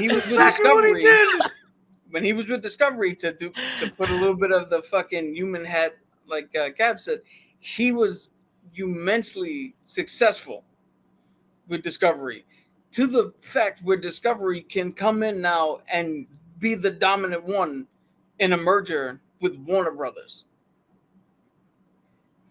Basically, So he went in there. He went in there and he's like, "Yo, this guy's doing. This is his words. He is trying to do $3 billion in cuts. My man is trying to cut out $3 billion. Now, granted, I've been in companies before that we are working on certain things, and then we get purchased, and then it's like, yeah, no, sorry about all of that. Now, obviously, it's a little bit different when we're talking about movies. yeah. This movie was done apparently going into post-production. So reshoots, tightening things up. It was going to cost a couple more $1 million, sure.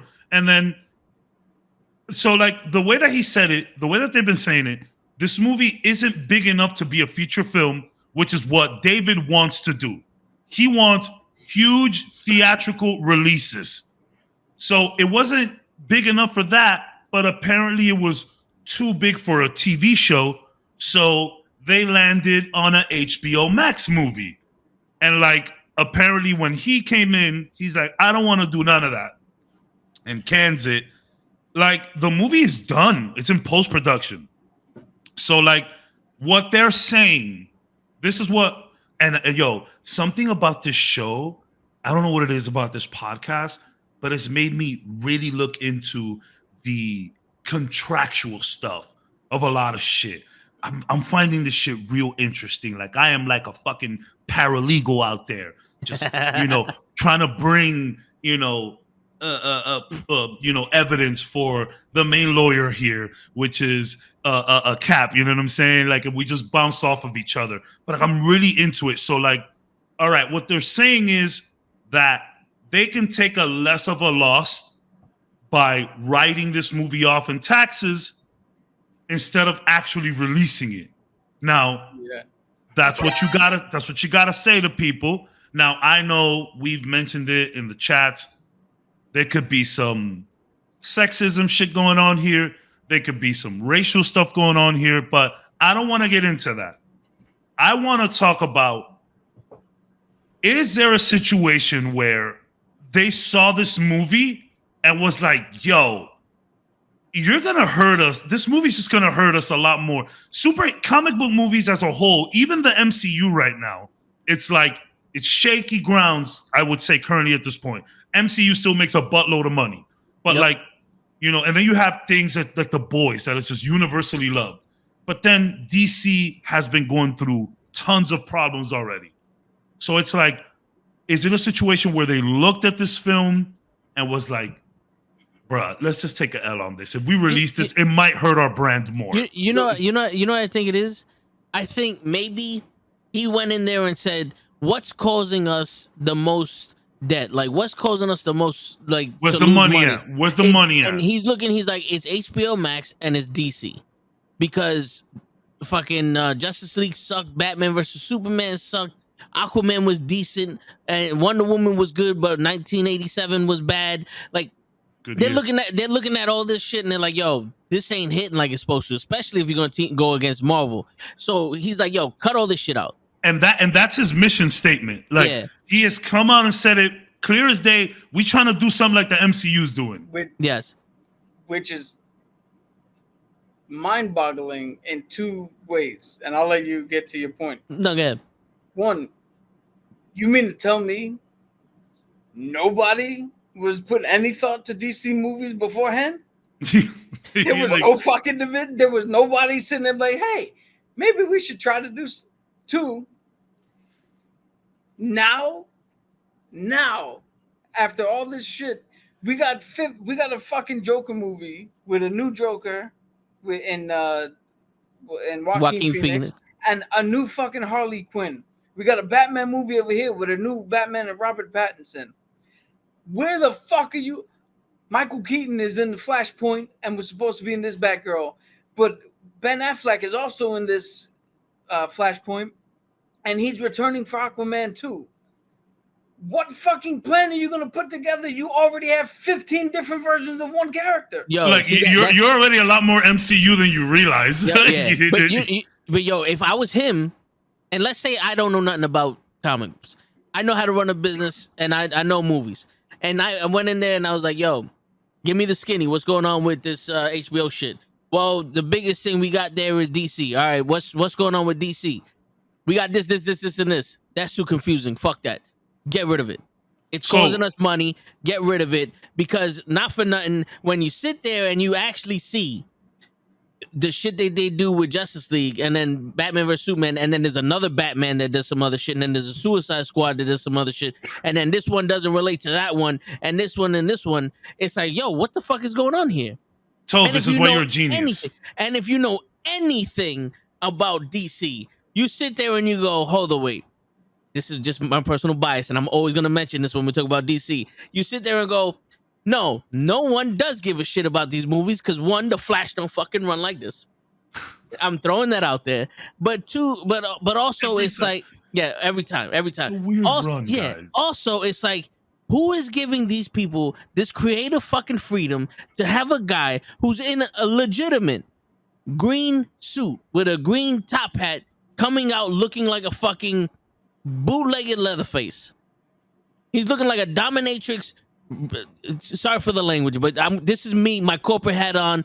This is the rich white man pulling the strings. We're CEOs right now. Yeah, he's looking like a fucking retarded BDMSD motherfucker, and in the beginning of the movie, it looked like he was sexualized by fucking wrapping this dude up in duct tape with the whole breathing shit.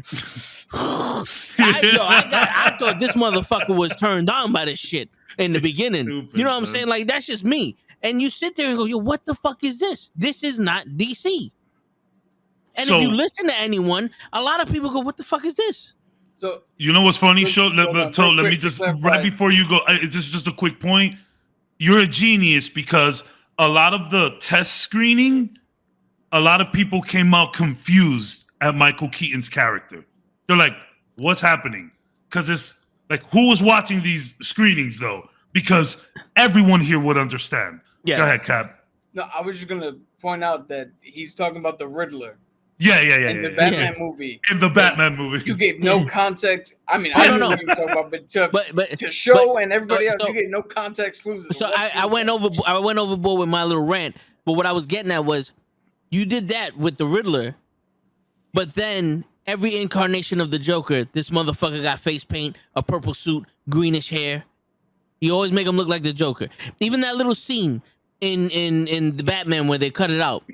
His fucking face was deformed because he was a year after he went into the toxic waste. He had the smile. He had a little bit of the sinister shit. You never change the Joker, but you change every other fucking person.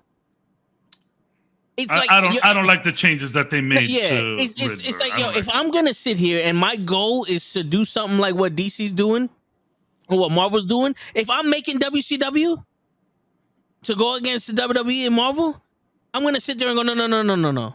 We're not doing independent movies that just do whatever the fuck you want. You're gonna make characters that resemble the fucking comic books because the people that are gonna buy this shit in the beginning are the fucking people that read the comic books.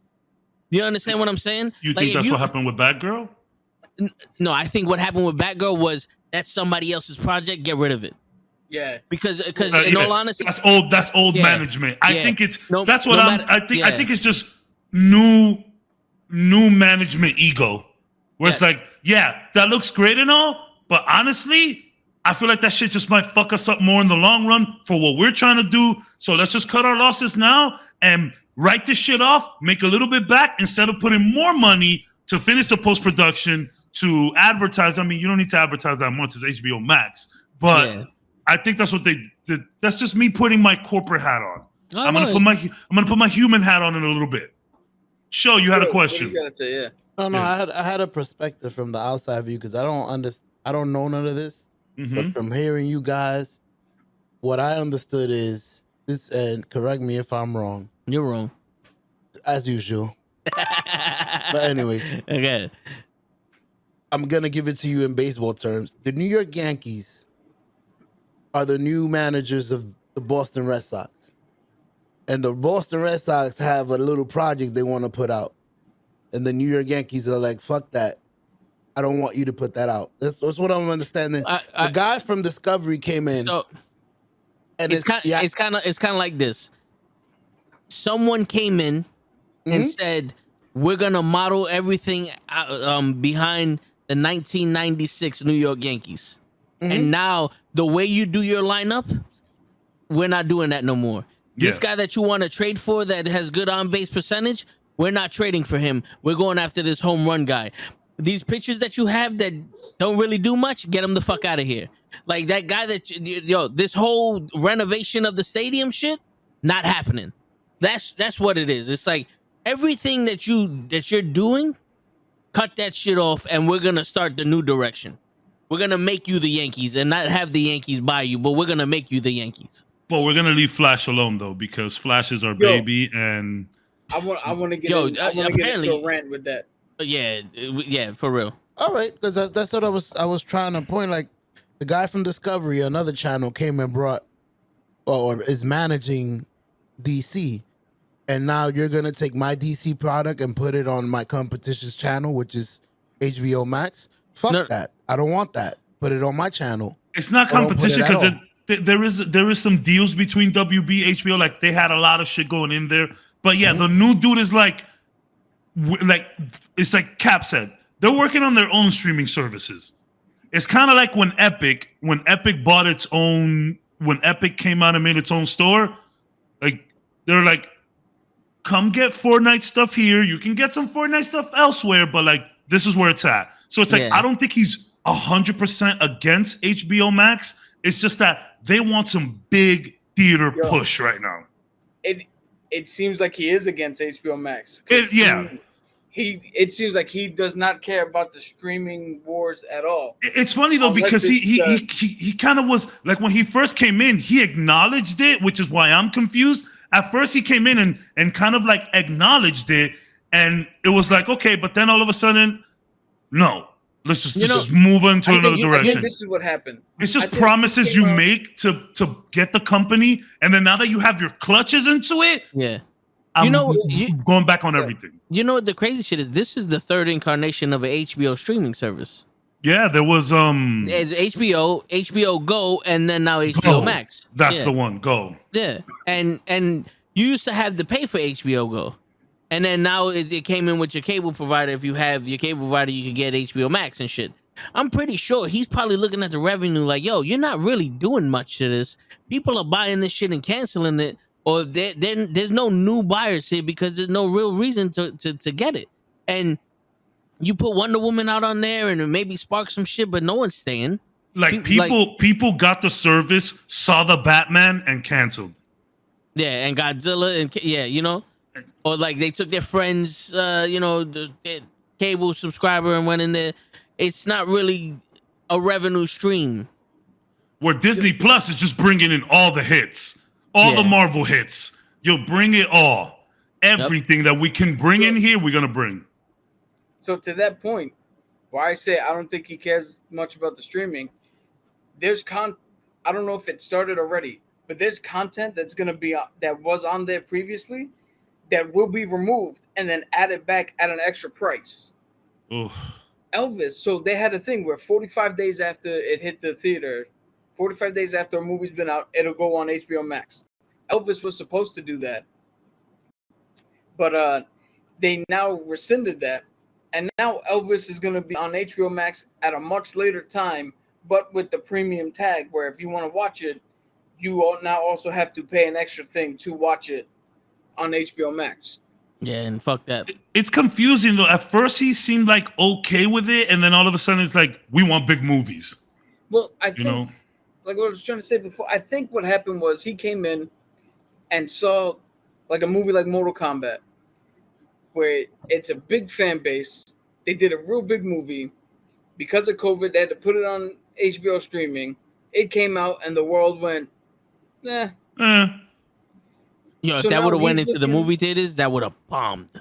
Well, it did. It actually did go into the movie theaters, and it did bomb essentially. But now he might be looking at the Batgirl, and he might have been like, shit, I don't know what to do with this. And then heard one report that one screening might have went bad. And was like, oh, that's the key. That's all I needed. Like he was one stale chicken sandwich away from firing everybody. You know what I'm saying? Because truth be told, already HBO Max has been canceling award-winning, critically acclaimed series after one, maybe two seasons. They're like, all right, we had the fun, get it the fuck out of here. So even the Flash show is getting one last season and they're done. Yep. Well, the CW shit, they were done. They were like, technically it been done for a while. Yes, technically. But so like, would you have, all right, Cap, would you have done the same? Like, okay, first and foremost, like, let's just, like, human hat on. This sucks, right?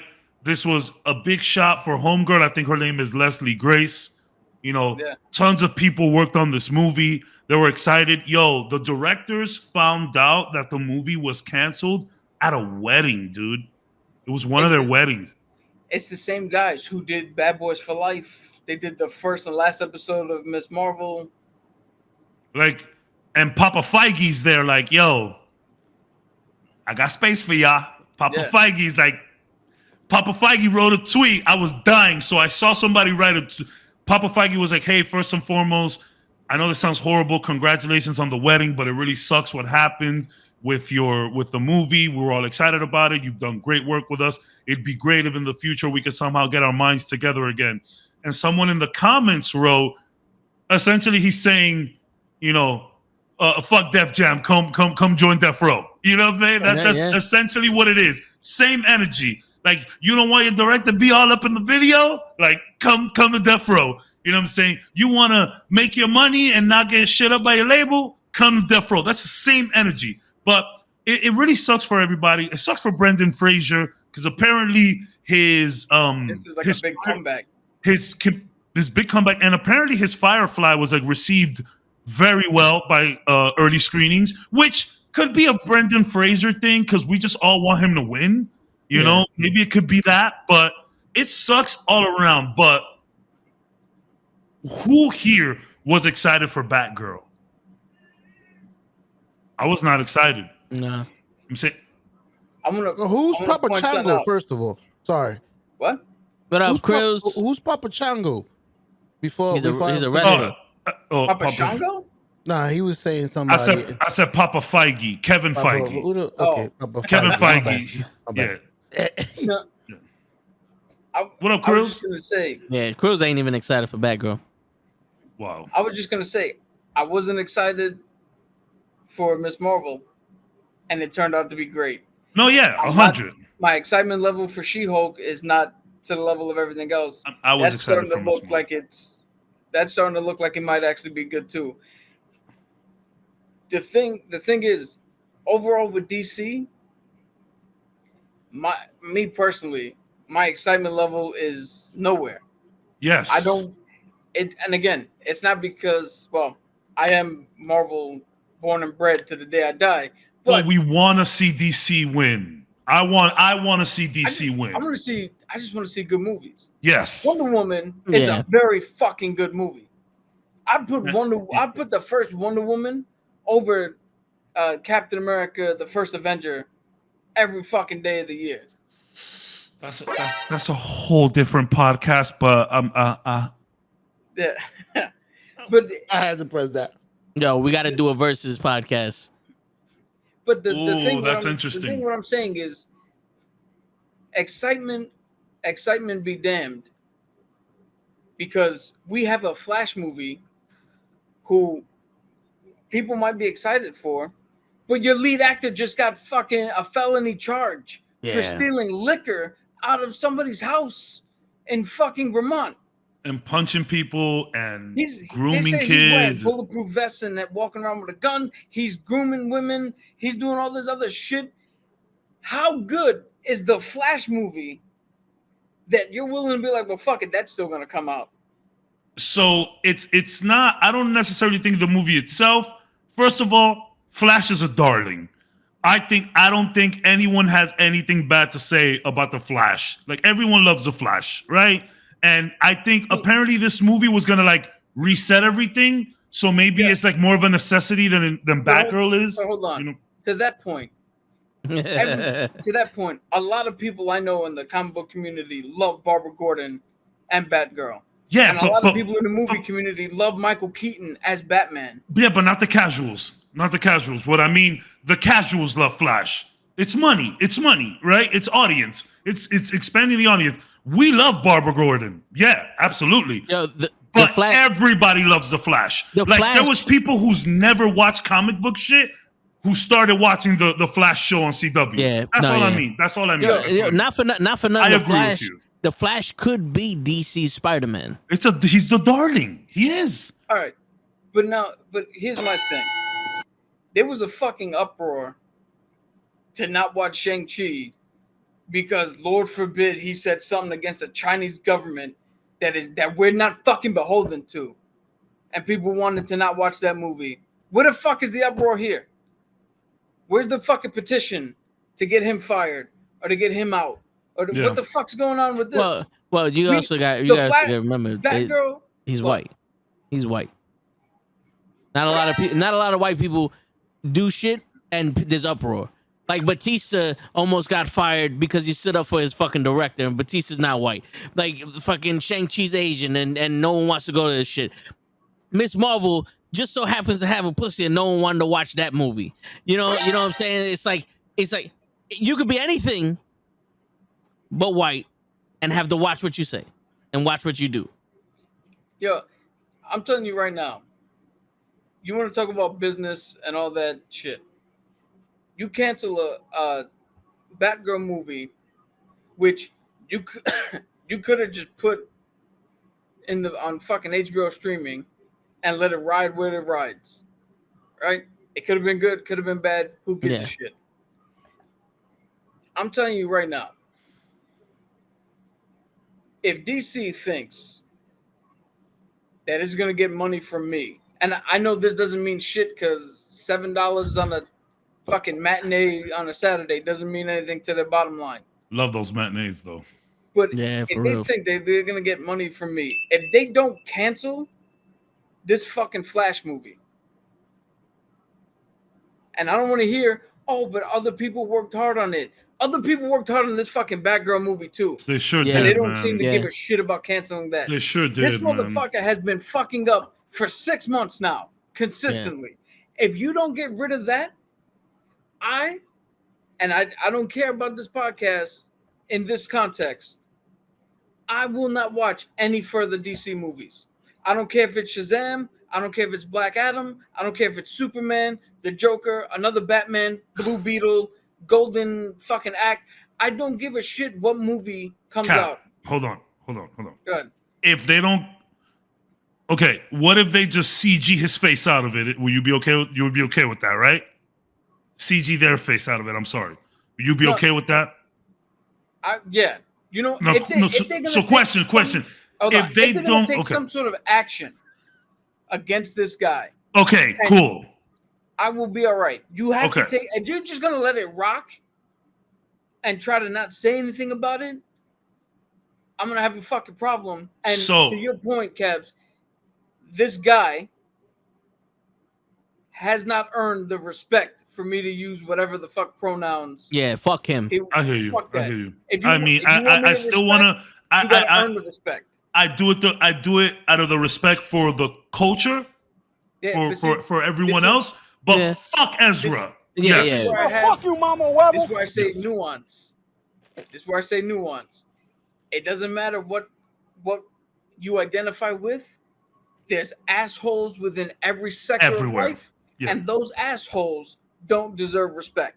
Yeah, I'm not saying anything about the rest of everybody. I hear you. I agree. Him specifically.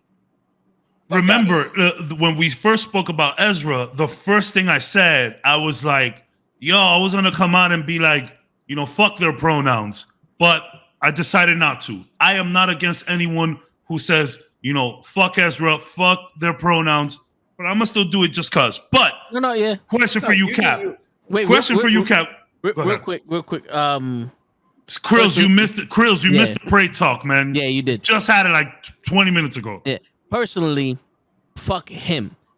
But in all honesty, I didn't like him since they did that little scene in Batman versus Superman where he fucking captured Boomerang. I didn't like the way it looked. I didn't like the fucking lightning there. I didn't like the little awkwardness. I was like, this ain't the fucking Flash. This is a speedster. Get him the fuck out of here. I didn't like him from the beginning. I will say I didn't like him from the beginning. I would say Toe did not like Ezra from Jump Street. This isn't that Toe has now changed his mind because of everything, which I fall into that category. I wasn't thrilled about Ezra's Flash, but I was okay because I was just such low stakes with DC at the time that I was like, whatever. But Cap, I got a question. If they don't do anything to this movie, to the Flash movie, and release it, right? And then we get a solo Batfleck project trilogy, you wouldn't watch it? No. No, I thought that would get you. I thought that would get you. You know why? We get a Green Lantern trilogy. I hear you. I hear you though, Cap. It sucks. It sucks. This is why. Because James Gunn was essentially fired for something he said as a joke 10 years ago, and has spent his entire time from that time till now proving that he is not like that and he's against that. Kevin Hart was kicked out of the fucking Oscars for something he said 10 years ago, and he spent his entire time proving that he's not like. Brie Larson gets shit all the time just for fucking existing. Yeah, Yeah. Marvel serious. got shit all the time just because it's woke. The fucking Star Wars. mute me on this because I don't want you to get spoiled. I got you. You good? No. Go. He's muted himself. Huh? Go ahead. Oh, I can't hear you. All right. So, She-Hulk got everybody fucking lost their mind from the people that I read, right? Because I always try to go to views that are not my own. Because if you Same. agree with me, what the fuck's the point of me watching your shit? Sometimes I do that when I'm feeling good, but I want to see other people's opinions. Same. The people I watched got lost their fucking mind because She-Hulk threw a rock further than a character who just fucking wrist tossed it. Yeah. So then they released a clip of the Hulk launching that bitch into another fucking stratosphere Yeah. to quell everybody. So everybody's gonna get fucking shit for things they've done or things they haven't even done, just perceived shit. But this motherfucker is gonna get to do whatever he wants, and we're still gonna have that movie come out, and there's gonna be no repercussions. Oh, Joe, so you fire him after the fact? Okay, you still gotta pay him his money. He's still gonna get to do whatever the fuck he wants. We good. Yeah, he's still gonna get to do whatever the fuck he wants, and then you're gonna want me to walk into another fucking movie that you've done, knowing that all Batgirl did was exist for your streaming service. I got a question. Do all those people still get paid? I put that's time for acting and Yeah, No, yeah, they- they're getting they paid. don't get They're getting Yeah, paid. but But they do. if anyone had any kind of like royalties signed, though, that's not gonna happen. That's done. But they got paid for the services up front for sure. Like they're gonna get like part of the 90 million that they have spent. Obviously, that went to salaries and payment and shit. But to sure. end my little rant, I'm not gonna fucking sit here and I'm not gonna be thrown by fake bullshit fucking outrage. Mm-hmm. But I will not sit here and actually have legit fucking things happen that nobody gives a shit about. And then I'm supposed to just act like, oh, we're cool. Like, I'm not going to do that. I can't fucking do it. Yeah. I don't give a shit. I don't care if the Flash movie and every movie hero that DC does Is a banger. is better than Endgame will ever have been if you made Endgame a million times. I don't give a shit about that. I'm not here for the fucking. I'm not here for. Well, we gotta let this slide for something else happen. The double standards. The double standards. Yeah. And I do that for everything in my life.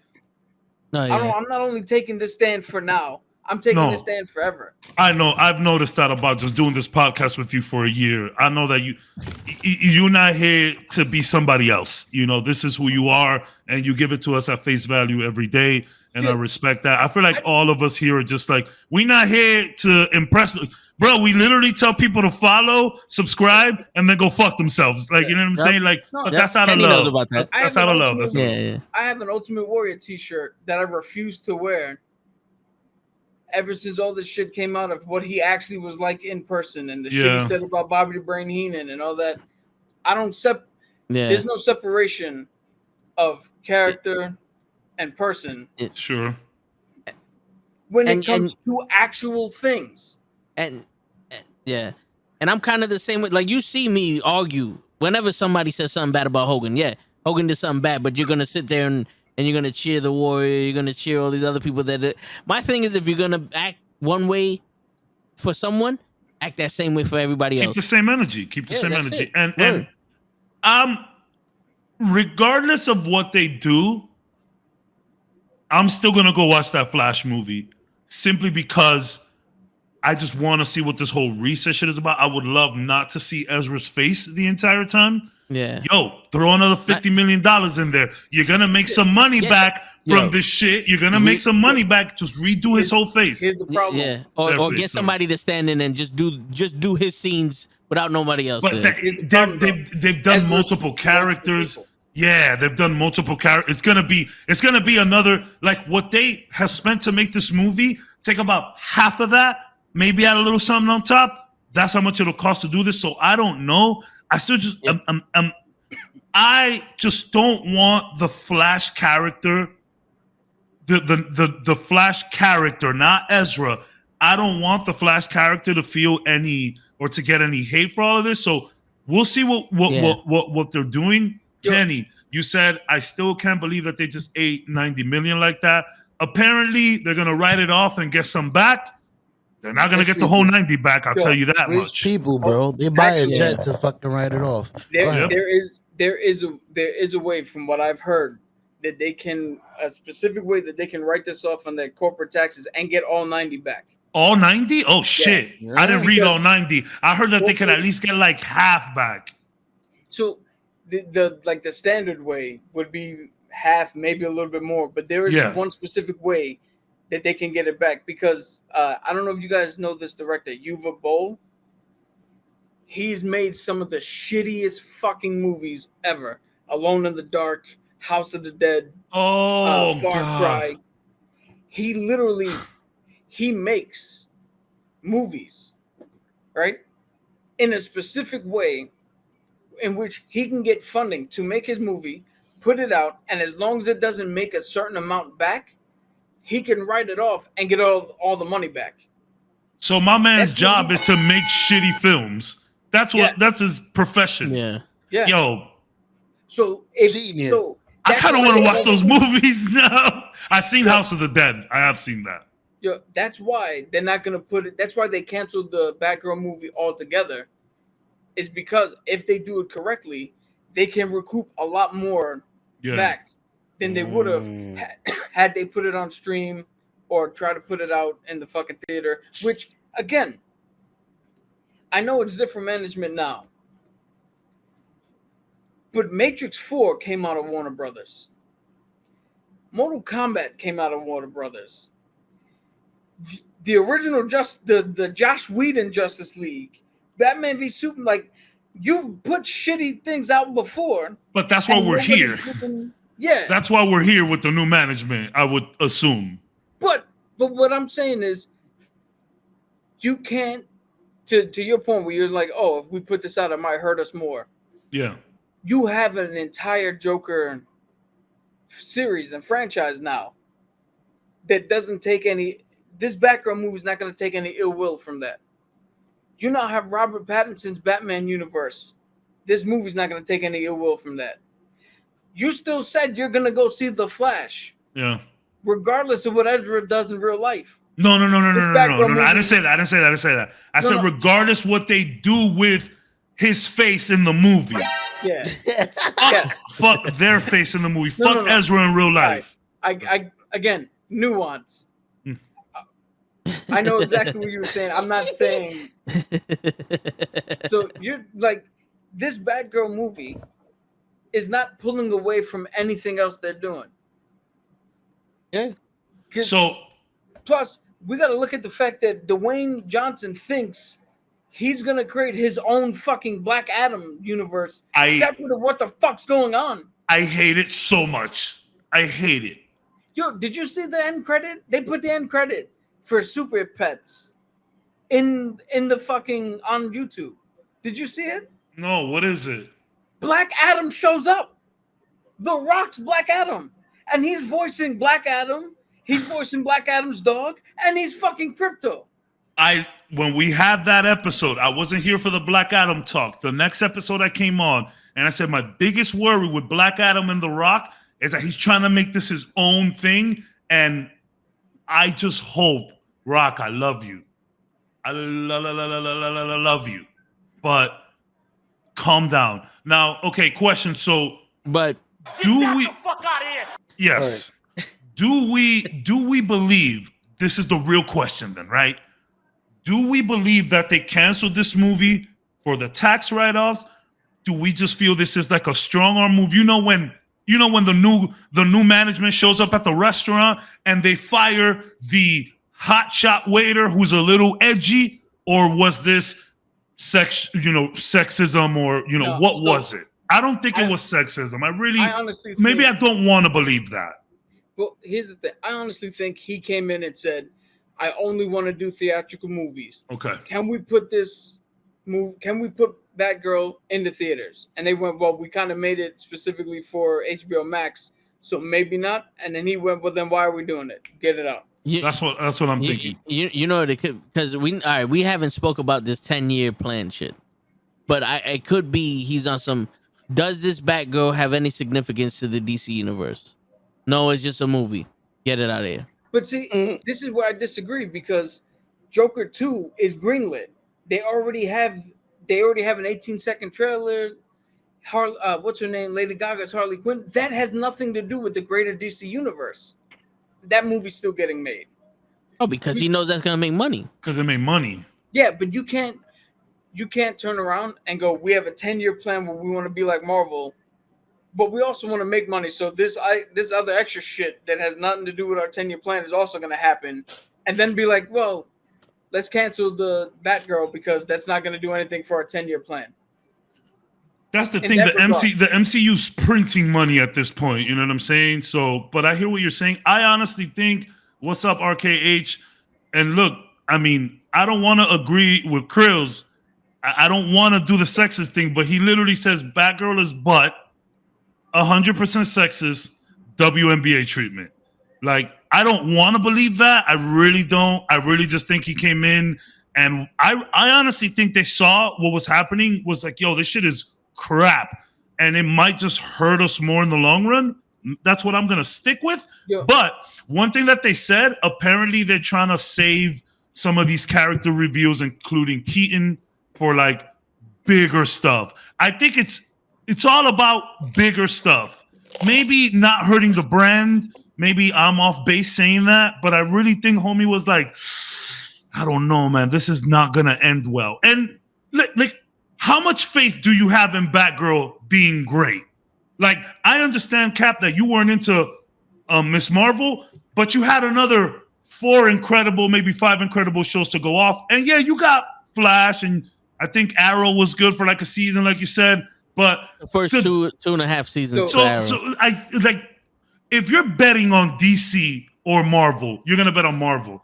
Clearly, this guy bets on Marvel to the point where it affects how he sees his own shit that he just got, which is a little unfair. I will agree there, but I honestly think it was a combination of him seeing it.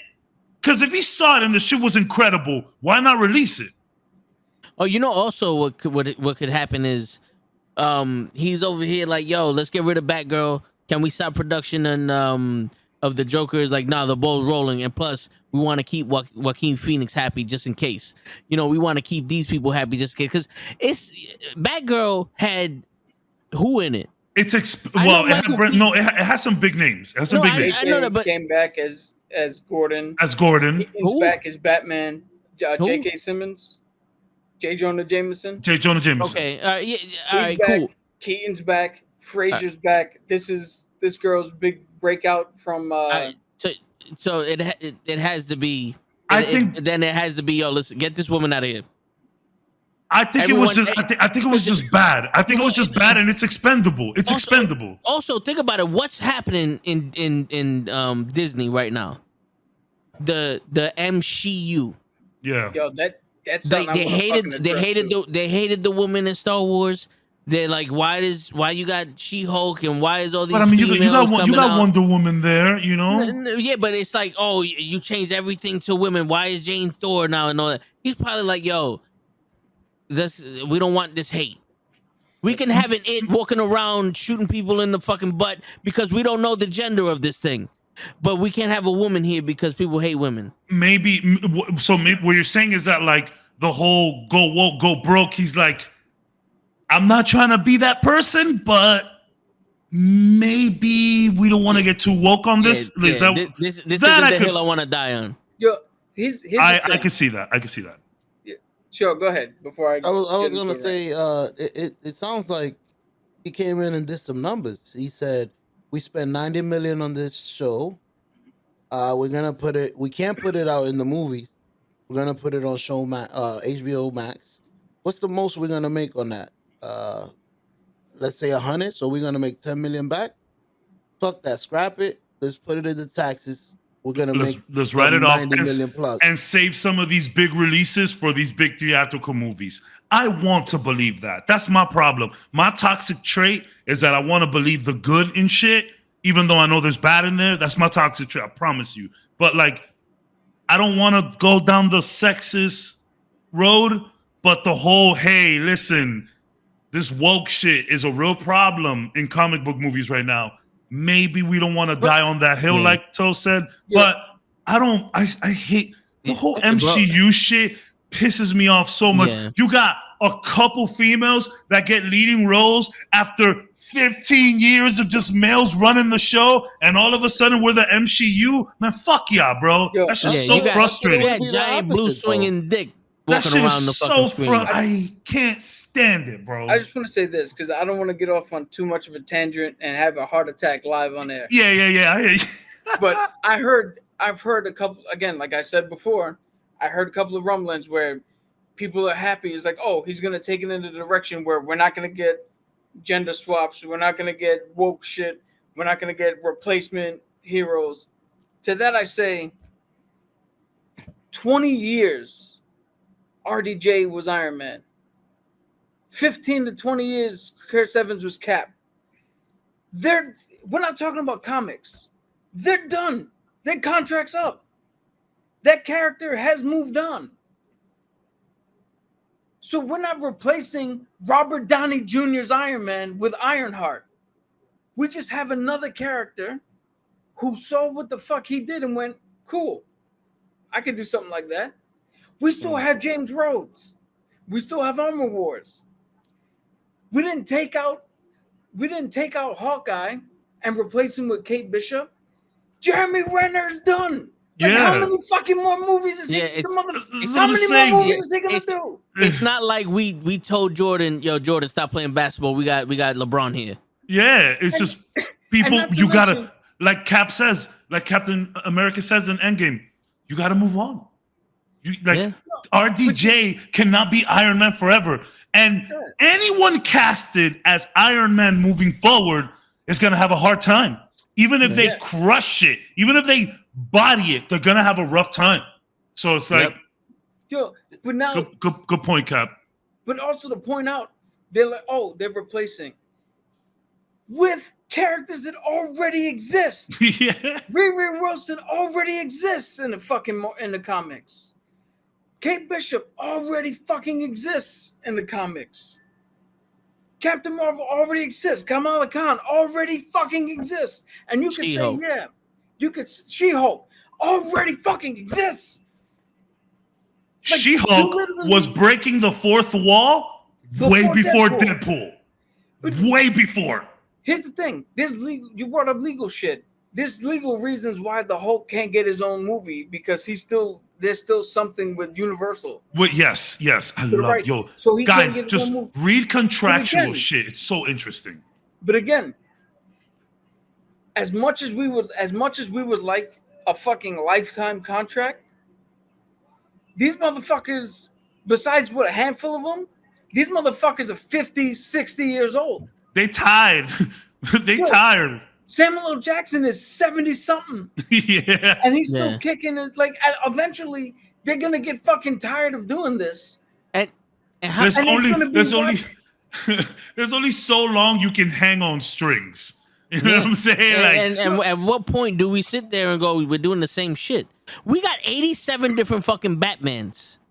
You know, at one point, they're going to have to stop making Batman movies. Never. But here's the thing. You know how you can expand on the world of Batman? Never. Dick Grayson. Nightwing. Let's get some Nightwing. Batman is year one. The Red Hood. The Batgirl. Batgirl.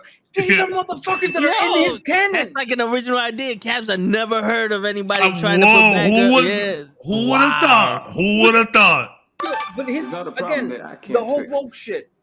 I don't understand this. I don't understand how it's woke. 50% of this fucking population is women. We're getting, like, Chadwick Boseman died. Rest in peace. If you're not going to recast him, you got to give the role to something else. They set up 15 different women that it could be. Yeah. And And The besides, Dora Milaje themselves. yeah, Shuri. besides maybe Shuri, who, well, it was brought up. I'll get to that in a second. Something was brought up to my attention that makes sense. But Nakia, a fucking badass. I can't remember, Okoye, a fucking badass. So the baddest. One of the fucking best scenes that people love in Civil War was when that Dora Milaje chick stood up to Black Widow, and and Chadwick was like, "Yo, I'd love to see this bitch whoop your ass, but we got shit to do." Not for nothing. Also, people don't realize is that if you watch any James Bond movie, James Bond is always with the baddest bitch in there, and she's also a spy. Yeah. Like whatever happened to the whole Bonnie and Clyde thing? Can I read something that I saw? This is one of the best comments that I've ever seen, and I was trying to go into it about how they've weaponized the word woke against the people who created the word woke. Yep. Back in the day, they told you to stay woke when it had to do with some racial shit or like just things aren't what it seems. Like keep your head on a swivel. Military terms, stay frosty. That's what woke means. So check this out. This is the director of Miss Marvel, responding to backlash against the whole woke series thing. He goes, I think it came from a place of anger and a sense that their identities are being threatened. If they can't connect with it, then that's okay. I just wish they wouldn't try to put it down. And this is the best comment I've ever read in my life. Matara Green Bean, wherever you are, genius. The word woke was taken from people who actually used it to simply mean be aware of circumstances and don't get fooled. And it morphed into some trigger / buzzword to upset people who have no idea what it even means and are committed to misusing it. It's actually sad that people can't seem to enjoy anything if they aren't the ones censored in it. This was a fantastic series and a small peek into culture that's not my own. I enjoyed it very much. That is what we've been screaming through the rooftops. Green Bean, wherever you are, thank you for that beautiful fucking comment. That's what we've been screaming on here about Miss Marvel. Like, yo, we have no idea about what she goes through, her culture. I mean, we know a lot of, Indians, West Asians from New York, right? But like, they never let us into their homes unless you had like a friend or something like that who let you do that. But like, we got to see into their culture. On that other page that I have, the RT page that I don't use anymore, I still check in. One of the people that I've met on there, super cool girl. She is Pakistani. She was mildly into the MCU, maybe not even at all. After Miss Marvel, she has just gone on a rampage on her showing her religion to the world. Miss Marvel made her feel a bit more comfortable showing and she always showed who she was on her personal page. But now on her gamer page, bro, she's a photographer and she takes pictures of weddings. And this whole wedding season, she's only been taking pictures of Indian style weddings. It's just like Miss Marvel, I promise you, on everything. And she's so happy. She feels better about who she is. She wants the world to know it. She wants all other people in the world to know it, that we're all the same. Every time she posts, I talk to her about it. She's just smitten over this series. And if we could just get one person who that made a difference to like that and made herself feel a little better about who she is, then we fucking won, bro. Yeah. I don't understand. And you know what the crazy shit is, though? For a very long time, the mainstream movies and everything was black and white. Yeah. Right? And then, like, the Asian culture developed their own movie system. The Spanish developed their own movie system. You got Bollywood developing their own movie system. And it was always the main shit in America was black and white. And now you're sitting there goes, oh, she doesn't represent us. You have about 400 or 500 years of fucking movies that represent you. Yeah, take it easy. Like, we've been representing ourselves, and it's time for us to show you, listen, not only does our culture matter, but it's just as important as yours. And it stays up there. Not only that, but look how similar we are. Again, I'm not a Pakistani teenage female. But when Nakia turns around and says, I'm not Pakistani enough for them, but I'm not white enough for them, I understand that. Yep. Being the whitest fucking Puerto Rican you'll see. I get that. With beautiful eyes. No word. You should dye your hair blonde. He used to be a blonde. I'm waiting to go full gray so I could be like Cable. Yo, please. But like, yeah, I hear you. Like, But like, what, I resonated I'm saying so there's much with Miss Marvel. It's fucking insane. Similarities Yeah. to us. Yeah. And the thing, yo, and the crazy shit is like allowing other cultures to come in doesn't take away from your culture. No, it doesn't. Like, can we just live? Miss Marvel did not take away from Thor or Iron Man or anything else. She added to the MCU.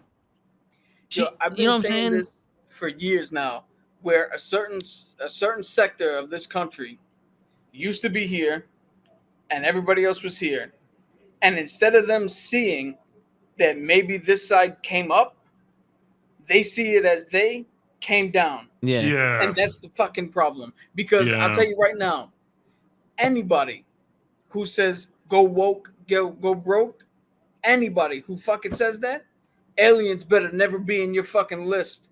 Yeah. Of favorite movies. Yeah. Because Eleanor Ripley, what the fuck she doing fighting a fucking space alien that bleeds fucking acid? With space marines all around her, they get murked and she lives. What the fuck is that? How have you not been on this pedestal from 1986 until now? It's only now, in the last couple of years, from like 18 to now, that all of a sudden this shit is bad. Where the fuck were you in 1980 something? 1990. Yeah. And it's like Infinity War took a great scene from Aliens, and that's how they defeated Ebony Maw. And then we have all of this cultural appropriation shit, and it's like, I have a question. When does it stop being culture blending and, you know, paying homage to a culture and start being appropriation? Just like, y'all don't even want cultures to blend anymore. It's like, you be white, you be black, you be Spanish. It's like, I get that there's untasteful ways to do things, but like, if we're just loving each other and we're just vibing with each other, then what's wrong with that? Like, there's that Mexican song. I think I've mentioned this before. It's that Mexican song La Chona. It's the meme song. Y la chona se mueve. Y la gente se dice. That song. Yeah. Some Japanese, some J-pop. I think it's K-pop. I'm not sure. Sorry. Yeah. I think it's Koreans that did it. I think it was K-pop. They did their own version of Chona, and everybody was like, "Oh, cultural appropriation." I'm like, no, they just fuck with the song. They fuck with the song and they made a version of it. They made their own rendition. They made a cover for it in a fun way. Like, if I was Mexican and I see that, I'm like, oh shit, we made it out to Asia. We doing it. We did it. I want to try to explain this like this. If you watch the movie Elvis, right, and I brought it up a couple of weeks ago, but if you watch the movie Elvis, you learn. No more private chat, guys. No more private chat. I'm fucking putting this down. No more private chat. I'm sorry. If you watch Elvis, you learn that Elvis grew up in the slums and the ghettos around African Americans, and he loved gospel music. That was his home. That was his when everything feels like shit, gospel. And if you watch actual interviews with actual people of that time, musicians of that time, Little Richard, B.B. King, all those people from back then, you'll understand that Elvis didn't take from black culture. He just took the songs he knew. And well, shit, if they're not going to listen to you, I'll sing it. And then if they listen to me, well, now you got to listen to him He's saying the same shit. I never knew that about Elvis until you told that's us not that. cultural appropriation. I'm taking what I know. Yeah. And fucking bleeding it in. Again, I grew up in a Spanish household. We listen to salsa and Gloria Estefan and fucking Mark Anthony and all that shit. Tito Puente, all that. But majority of what I listen to is rock. Yeah. And it's got nothing to do with just a blending of shit. Now, if you look at the movie Dreamgirls, Love that movie, by the way. Yeah, it's another good movie. But if you look at what they were doing, where the black characters or the African American characters came up with a song, and then the white people were just like, "Screw that! I'm got just gonna me do a the song." Cadillac, got me a Cadillac. That is where cultural appropriation comes in. So like the whole thing with Aquafina, she grew up in the Bronx or in New York, in Queens, I think. She grew up in New York. What's around New York? Hip hop. Yep. Everybody. It started here. Yeah, pretty much. What's around New York? Slang terminology. Yeah. If you live around everybody, you pick up certain patterns of speech and all that. So when people were like, "Oh, she's culturally appropriating," no, she loves rap music. She wants to do rap music.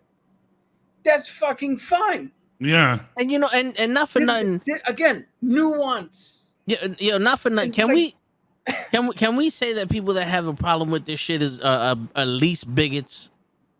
Can we start labeling these motherfuckers the same way that they're labeling, this whole shit, gender swapping and race and this and all that? You're a fucking bigot, bro. Yeah, like there's problems with that. Like I saw a video on Insta. There's this dude. He put on it was like a Japanese like it was like a kimono almost, right? And he had a straw hat, and he was going around. It's like a college campus. He kept going, "Hey, how do you think I look? How do you think I look?" Everyone's like, "Oh, that's wrong, dude. Oh my god, dude, that's so fucked up." Bunch of white folk. There was a black folk in there. There was a black dude in there who was offended. Then he went down to Chinatown. And he kept saying, "Hey, how do I look?" And everybody was like, "Yeah, you look great." And then one lady actually told him, "Bonito." This was a white guy. But the Asian lady said, "Bonito." She said, because I don't know where they were, but I guess it's a big Spanish influence. She literally said, "Bonito." And it's like, why don't they have a problem with it? But everyone else does. But regardless, the nuance, you could do that wrong. But Theo, you guys know the comedian Theo Von? Yeah. Theo Von, he has a skit, right? Where he's talking about, he grew up in the hood. Yeah, he grew up, broke white people, broke black people everywhere, broke Spanish people everywhere. So then, he didn't have anything. He had white friends with privilege. But he's like, I never had that privilege. Never. So his black friends would be like, "Yo, what the fuck, man? How the fuck you just gonna take everything from us like that?" And it's like, dude, I don't have anything. And you think I would take everything from y'all and then just come live right next door to y'all? I'm broke too. I don't got I got nothing. Yeah. So it's like, I think that's the nuance that Cap keeps talking about. Like, there's like, if you could just get over your shit for a second and your own insecurities and your own bigotry and your own sexism, you might notice that there's a lot of beautiful ways to pay tribute and homages to other cultures. Yeah, it's crazy. In I went to the high school in the South Bronx, and it was black and Spanish, and it was mostly Bloods and Latin Kings in the fucking thing. You had maybe 2 or 3 white people, and I never looked at them like, "Look at this white boy." Yeah, I was on something. If he's here, it's for a reason. So you one of us. Yeah, you know what I'm saying? Yeah, like, you just light skin, bruh. You just light skin. That's all it was. Like man, and I don't want to like get into it too much, but it's true. Like even comedians. I saw another comedian. He was saying a story. There was a blind gentleman in the stands, right? So he's like, "Oh shit, sir, you're like totally blind. You can't see shit." So he starts cracking jokes on the blind dude, and the blind dude's losing his mind, laughing. So then some other lady, Karen, because it's always Karen. Yeah, Karen's like, "Oh, you need to stop saying that." And he's like, "What? You need to stop making fun of him. That's offensive." He was like, "Offensive? How are you? Why are you offended? He seems to be having a great time." It's like, "Well, you just can't talk like that." And he goes, "Sir, are you being offended? Are you offended?" And he goes, "No." He goes, "Sir, do you know this woman?" And the blind guy says the coolest shit in the world. He goes, "I've never seen that woman in my life." And the whole crowd starts dying. I went to go see Andrew Schultz. Andrew Schultz is a very controversial comedian. Very controversial. I went to go watch him. There was a dude, and you know, if you go to a comedy show, if you sit in the front row, you're fair game. You are sitting there with the acknowledgement that you might get dunked on, right? Yes, it's gonna happen. So this dude was, you know, he only had his torso, you know, no legs, was confined to a wheelchair, and Andrew Schultz sees him. He goes, "Oh, look at you! You're so fucking cute, like a little fucking chicken nugget." And the guy's losing his wig. Now, granted, we're in Houston, Texas here, so nobody got offended, nobody at all. But like, people like that, they just want to feel normal, man. Like, if they come into a room, they don't want you to be like, "Oh, move out of the way. Oh, do you need me to get that for you?" Or they're like, "No, I've lived with this for my entire existence before running into you. I got it. I'm fine." So it's like, the more you make people like that and people with disabilities or whatever the case, the more normal you make them feel, they will appreciate it. And that and there's a difference between joking on somebody and bullying them. Yeah, you know what I'm saying? Like, there was a dude that was a friend of my brother's, and he had he had a situation with his arm, and everybody would just call him Chicken Wing, and he loved that. He loved that. Like, he felt as part of the boys. You know, everyone gets joked on around here. Even me with my disability, I get joked on. I appreciate you guys letting me join in. It's like, stop being so offended for people. If you're not hurting someone or hurting yourself, like, it's all good. A couple jokes are fine, man. That's why I'd say the fucking fake outrage. Because there's two things I want to point out. One, I started to watch a movie review for Bullet Train. Oh. And the first thing out of the dude's mouth was, "Don't worry, the movie's not woke." I was like, I'm done with this review. I was like, Brad Pitt's on a fucking train fighting people. What the fuck is what woke shit? What could you possibly be worried about? I'm done. I'm done with that review after that line. Here's where I say that the whole go woke, go broke shit is bullshit. Right? Because what do they say when it's go woke? It's a female lead, a queer character, or whatever, right? Now, I don't know about you, but ever since I've been alive, Leatherface, Jason, Myers, Krueger, Leprechaun, Ghostface, Frankenstein, most 90% of every fucking horror movie villain I've ever seen had to deal with the final girl. A lot of the them. Chick in the movie who fucking figured out how to stop this motherfucker and get away.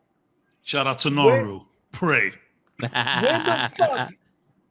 the fuck have you been calling bullshit on this fucking what was it? Jason Part 5, I believe. The bitch had telekinetic powers. Yeah. Fucking Jason up. Now I know.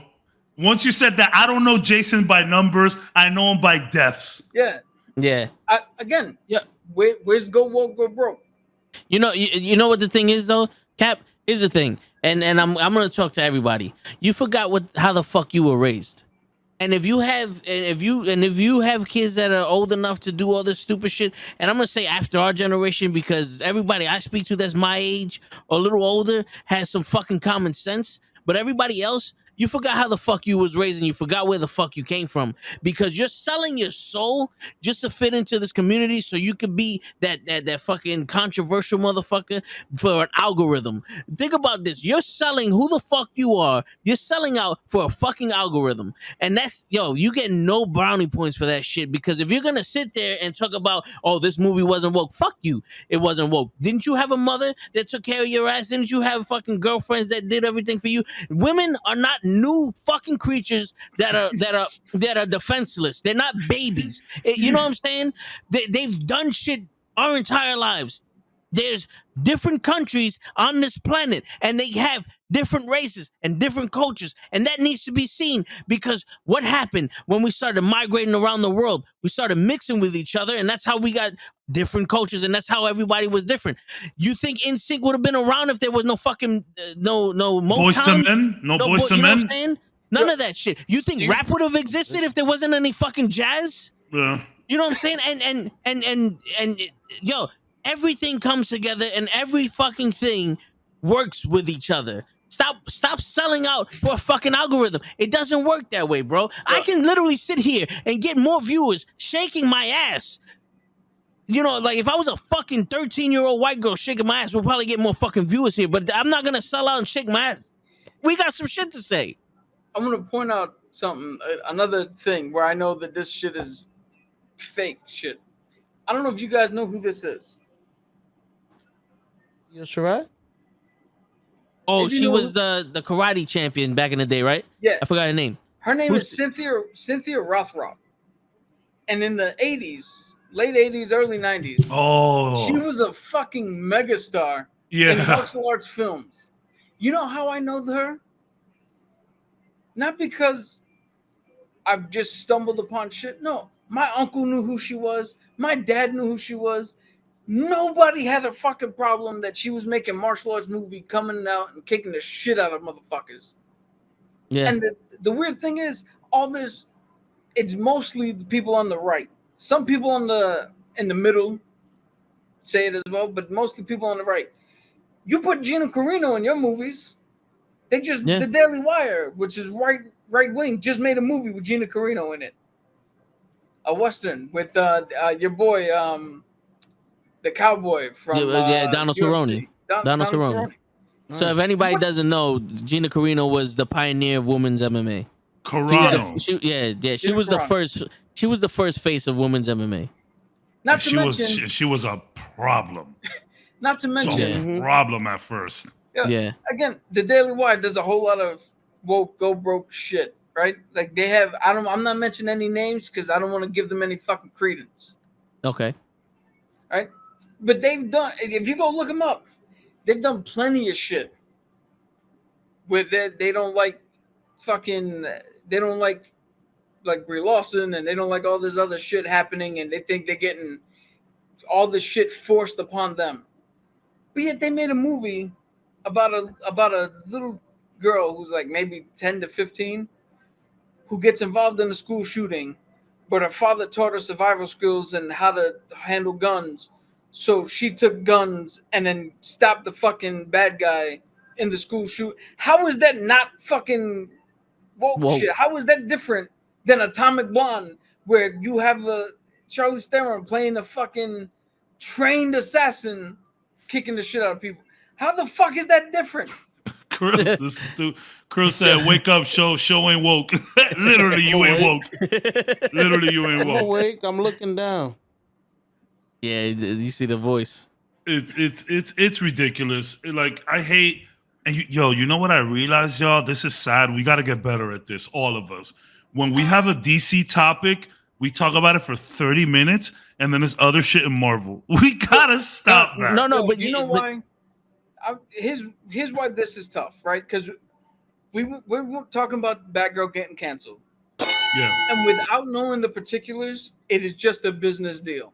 Yeah. And we can't say much because it's a business deal. You don't want to spend the money. You don't think you're going to make a return on investment, so you cancel it. That, regardless of how we feel, that makes logical sense from a practical standpoint. Great excuse. Yeah. Then your 10-year plan is just to do what Marvel did. To which, again, how much more are we going to elaborate? Why wasn't anybody trying to figure that shit out before? You know, and also here's the thing though. It's like we dissect shit. So it's a business deal, but then when you sit there and go, why is Batgirl the only one? Is it because she's the only superhero out of all the movies that end with girl? So, Scoob, also the Scoob holiday movie got canned too. There's a few other things for HBO. There's a few other things but Batgirl's the big ticket item. Yes. What's going on, Jaco? Jaco, what's up, man? What up? Yeah, and also it leads to a bigger conversation. You know, because when you sit there and actually fucking dissect what's going on, like we said, and then it goes into certain things, and we compare it to Marvel because what we want, and it's like, all right, you got this 10 years, and you're going after Marvel. Where Marvel is now ain't where it was 10 years ago. And they're also doing shows. Yeah, so if you're gonna compete against Marvel, you're competing against Marvel now, which people are calling the MCU, which also is like, okay, now we made the correlation of you got rid of Batgirl because you don't want to smoke with all the women hating.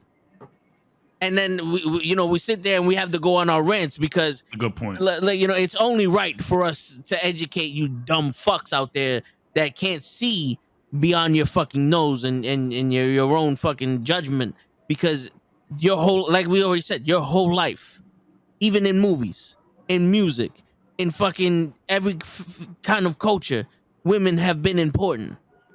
Why is it all of a sudden that you're mad? In comic book movies. No, but even then, comic book movies. In the comics, women have been overly sexualized. You know what I'm saying? And then think about it. Rogue is one of the strongest X-Men that's there. Storm is literally a fucking god. Wonder Woman is literally a fucking god. There are so many strong female characters that everybody fucking loves. Why is it that when we come into the movies, the motherfuckers that don't know shit are gonna sit out there and go, oh, the woke this, woke that, it's the women shit. You don't know nothing, but your entire life we've been telling you, yeah, you know what? A woman can fucking play basketball. You know what I'm saying? Like, it doesn't have to be like I said earlier. They're not new creatures. Yeah, none of this is new. Yeah, we've been representing them in the Marvel, in wrestling, in comics, in movies, our entire lives. The funny thing, the MCU shit is so stupid because we had the rise of Kate Bishop, we had the rise of Yelena, we had the rise of Miss Marvel, we had the rise of Black Widow's always been around, but like her sister, and then She-Hulk and all of that stuff. But most of these female characters that are being introduced now, sorry that you guys don't know, but this is all building up to like Young Avengers shit. Like it's literally the perfect timing to do it. We are struggling now because I wouldn't want to say struggling, but there's a lot of back and forth on the MCU now because we've lost major players. Robert Downey, Chris Evans, you know what I'm saying? So we need to move forward with these new projects and these new people. In the comics, Captain America, Sam Wilson takes the mantle. And Vision in the comics is the one that starts the Young Avenger initiative with people like Kamala Khan, with people like Kate Bishop. She-Hulk runs around from time to time around there. Like Wiccan and Speed. And Wiccan and Speed are somewhere out there. We got Patriot, who's hanging out with Isaiah somewhere. Like, it is actually, there's no better timing for this to happen. Yeah. So, like, I want to just say one last thing, and this is probably going to be the most vulgar thing I've ever said on this show. Oh. And I don't care about backlash that I get from this. Oh. The key phrase that I keep hearing is force. They keep forcing this. They keep forcing all this shit on us. Okay. I've been alive for 36 years. Gay people Cap, I'm have older been than around. you. Huh? I'm older than you. I'm Yeah, 37. I'm gonna be 37 in September. I'm Oh, older than him shit. too. You're 85? 37, I'm 73. 85 the year. You were born in You can't be- 1973? Damn. No. I'm 37. I'm 37. I was gonna Well, I'm say. about to be like, Yo, damn, you out here 106 years Yo, old. Cavs, we had a hard life, bro. I'm 22. Yo, Kev, I was just about to say, if you were born in 1973, then shit. If black don't crack, then brown don't frown. Yeah, I think it's beige don't age. That's for the Spanish folk. That's what they say. No. So Yeah, back to I'm a the youngin. whole I'm a youngin. force thing, right? Gay people have been around since before I was born, growing up. Now I'm 36, gonna be 37. The transsexual community has sprung up. All this other LGBTQ plus sprung up. At one point, has somebody tried to force a dick in my mouth? Yeah. I am still straight. I still have this color fucking skin. I'm still male. At no point has somebody said, "Oh, trannies moved in down the block, dick in your mouth." But Yeah. but you know what has What been force? forced though? What force has been put on you?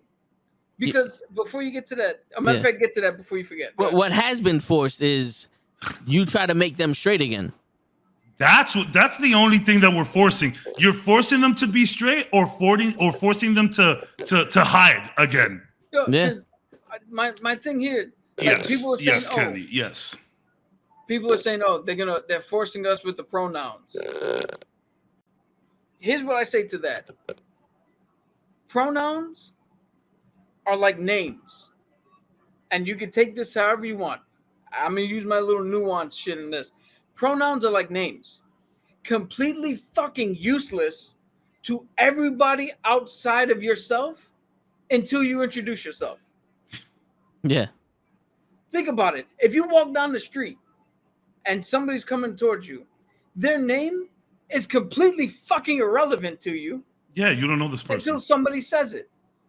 Nobody is forcing you to learn that person's name beforehand.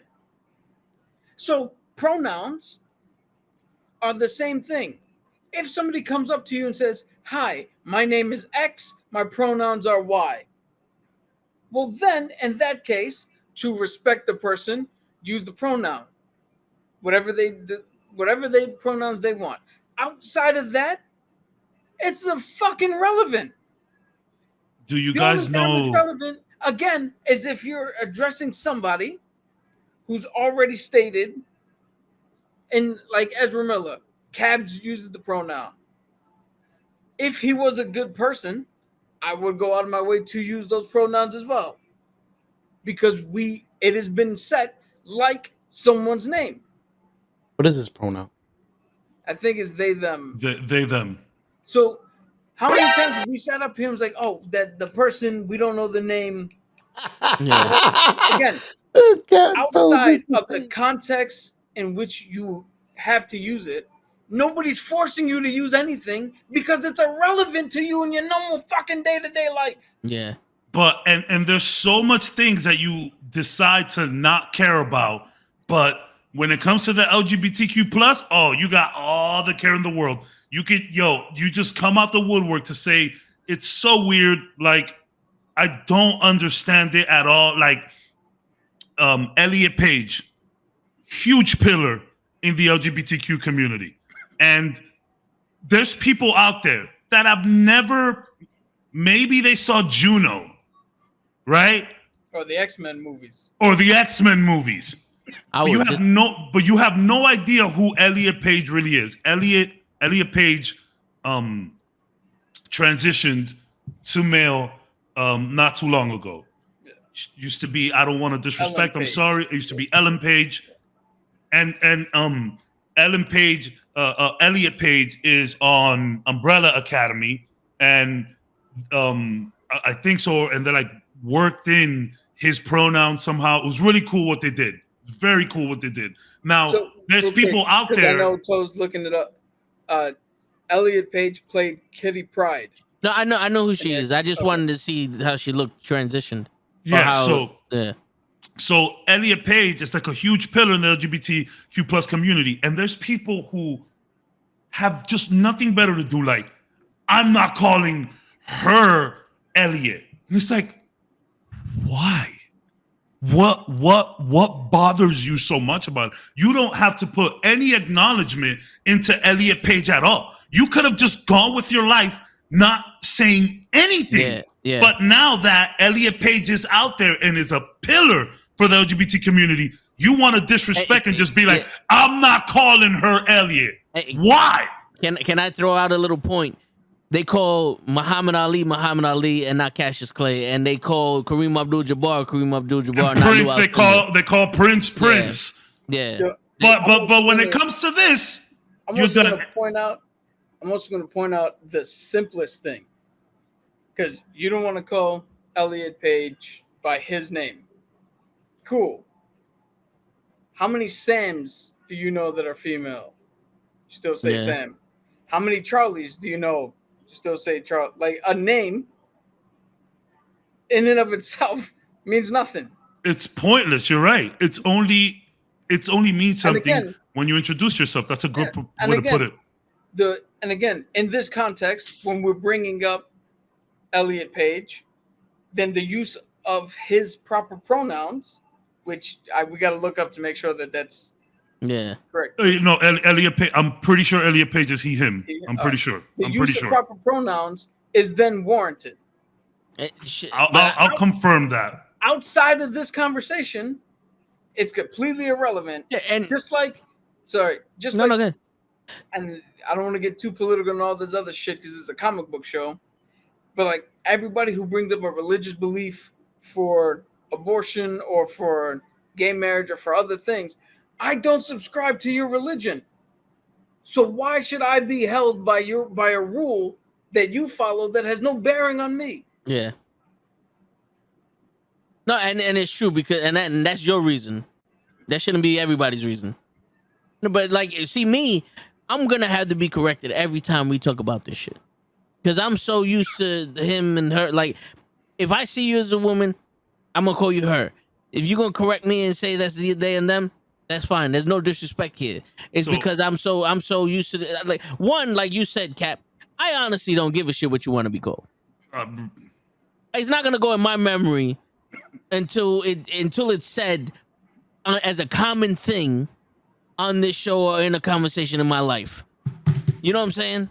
Like, if someone turned around and was like, yo, Brenda wants to be called a he, I'm going to call Brenda a she until we start calling her he multiple times a day. And it's like, all right, now he's a he because it's stuck in my fucking brain. But that's just you, because you're not even good with regular names, though. Yeah, you know what I'm saying? Yeah. But see, by the way, Elliot Page is he, they. Okay. I know to some of you simpletons out there, it gets really confusing, but if you just take 2 seconds to acknowledge it, it's really not that hard. I don't begrudge anybody who's like Toe and is a little confused or forgets or didn't hear the news. Yes. Like, if this is the first time you're hearing that Elliot Page is now he, they, then again, with nuance, there's levels. Nobody wakes up and goes, okay, I remember everything you just told me to do. Yeah. 100. Like, you have to accept that it's going to take time for people to get used to it. You have to give them the time to get used to it. You have to let them acclimate. And you also have to accept that there's going to be people who are never going to fucking do it. But those people have to be called out on it. Because I will say this to the day I die. Freedom of speech does not mean freedom of consequence. Yeah. So yeah, it's true. You trying to exercise your right to free speech, saying whatever the fuck you want, as ignorant as it sounds, doesn't mean it doesn't come with fucking consequence. Without consequence, man. And I know we veered off, so it's just crazy. Do you guys know the pronouns for chocolate? No. Milk chocolate and dark chocolate. Hershey. Her and she. I like that one. Good one. Nice. That's a good one. Yo, show. Now I know we couldn't get a word in with you, but one last thing. What is your take on what's going on with the DC and Warner Brothers Discovery and HBO Max? Like, from what you hear from us, like what is your opinion as someone who's not really into the comics? Does it matter? Are you excited to hear that they're changing shit up? Like, what's going on? I'm disappointed that we didn't get the show that was already made. It's sad. It's not like they needed to do extra work. It's not like they needed to hire extra people. They just simply needed to put it out and let us enjoy. But then again, from a business point, it's also understood, because if I was the boss and this wasn't gonna bring in anything, what we already put 90. We down 90. Can we make 180 and double up? I doubt it. So we might as well scrap it and make 90 through tax. That's all I understood from both sides, It's and not bad. yeah, it's crazy. That's pretty much it. Yeah. I do. Like I'm not trying to say. I'm sorry. Sure, go ahead. My bad. No. Before I do ask a question, if you want to finish, because I do have a question for you guys. I wrote down while you guys were talking. Ask. I was just gonna talk shit. I did hear you guys say Robert Downey is irreplaceable. Is there anybody you would try to replace him with? No, what we said is that people say that he's irreplaceable, but sooner or later we're gonna have to move on from RDJ and understand that Iron Man, the character, is bigger than RDJ himself. We get it. We love RDJ. Thank you for your rendition of Iron Man. It was beautiful.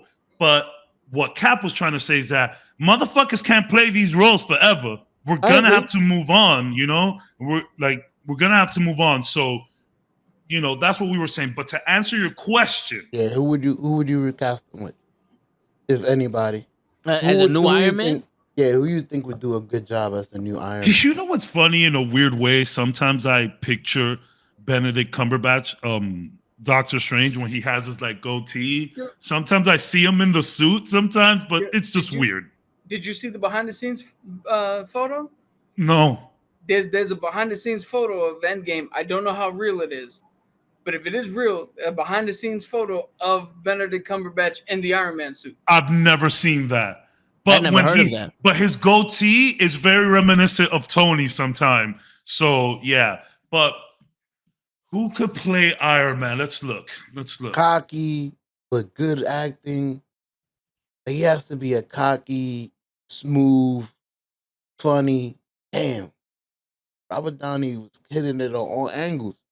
Well, it depends on how you. Oh, okay. I've never seen that. Yeah. Well, it depends on what rendition of Iron Man you want to do. If you want to be more towards the comics, you want to be more towards the comics. I can see the guy that does 007. Daniel Craig. Yeah, I can see him as an Iron Man, like a drunk. You know what I'm saying? Like a drunk Iron Man. You know, like from the comics, that dick type shit. Or maybe somebody that does like TVs or something. Because listen, it's not hard for a guy to seem smooth when you can make the women really just be like, yo, act like you lust the role. You know what I'm saying? Yeah. It's like the Batman movie. This man was literally an emo. Like he walked into that fucking funeral. Listen, tonight will be the night that I fall for you. Like he looked like that was his inspiration to be Batman. And there was still plenty of people going after, that's Bruce Wayne. That's Bruce Wayne. Like they made it seem like he was a big fucking deal. And to be fair, like, I think Cap mentioned this before. Iron Man was like a relatively like low grade character. A lot of these Avengers they weren't Spider-Man, they weren't X-Men, you know, like, so there was a whole Iron Man cartoon that like I would say about 85% of MCU fans miss. And I mean only MCU fans, not Marvel fans. Yeah. So like we love Robert's rendition to it, but like I'm ready to see another Iron Man. I'm ready. You know, let's see it. You know what? Like maybe I don't. The thing is that everybody's kind of old now, so I don't know a lot of these new young cats anymore. So I know a lot of these OGs. Like, fuck it, put Leonardo DiCaprio in there. I have a question for you guys, but we'll continue this. But right after this, I want to ask you this question. Let me just answer this question two ways. One, you can find an actor to be the new Iron Man, because everybody said Heath Ledger was gonna fail after Jack Nicholson, and he didn't. Everybody said Joaquin after this dude, and he didn't. So it can be done. Here's who I would replace Robert Downey Jr. with. Nobody. Iron Man fucking died. Yeah. And if you bring him back, I'm walking away, because now I know death means nothing, and any stakes you put in your movies means nothing. Well, and that's the real answer. Yeah. I hate doing shit for no reason. That's the real answer. I think he was just, there's a hypothetical, like, who would it be? Real quick, what would you think about the dude that was in Pineapple Express? Not Seth Rogen, the other guy. James Franco? Yeah, like, if he acted serious, I can see him being a drunk. And he's almost as problematic as Ezra is, though. Oh, okay. I don't know. Nowadays, yeah. Now, question, real quick, because someone brought it up, and I seen it. Yo, Giancarlo Esposito. As Professor X. No, as Dr. Doom. Okay, yeah, I have seen that as well. What do you think about that? I think everybody is on an Esposito high right now. I don't like it for Doom. I don't like it for Doom. I'm not a fan. I think everyone is on an Esposito high right now. Even video games are on an Esposito high after he did Far Cry 6. Like, I get it. He's a great actor, but and you know me, I don't mind the gender swapping at all, but I don't want to see Esposito. So, I'm kind of getting sick of him by this point. So I have to be true to myself.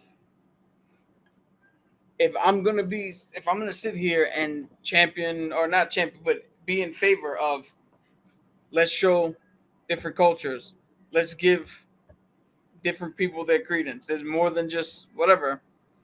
I can't sit here and be all right with Giancarlo Esposito being Dr. Doom, because Dr. Doom, although it is a fictitious country, it is a country in Eastern Europe. And that in and of itself is a whole culture that can be represented, like the Romanian culture or the Ukrainian culture. You can do a mix of the whole Balkan area and also have that represented. And that needs to also give room to breathe and have credence to, and have people turn around and see themselves up there more than just Dracula and Transylvania. Yeah. And all the stupid shit that comes out of there. Cap is so smart. And you can have you can have somebody who's a villain. But he was gonna say a dictator. I caught that show. I caught that. He was gonna say a dictator, but because Dr. Doom is technically a dictator. He is a dictator. Yes. But because it's weird. It's weird to say these words in this order in a sentence. So I'm correct. But that's why I hate the sound. Have a person who's supposed to be an evil person, but when you go to show the culture and the people and the architecture of the cities and where he's from, all that's handled with love, because he loves his people. His people want for nothing. They love him. So there's a whole dichotomy that you could play with, and changing him out for Esposito, now you run the risk of that's a legitimate case of, well, we're going to squash down one to put in something else that has nothing to do with that region. Because what you're saying is that Dr. Doom and where there's already so much culture there that, like, let's explore that first before we go anywhere else. Well, look at it this way, right? What do we know about the Baltics, about the Baltic region?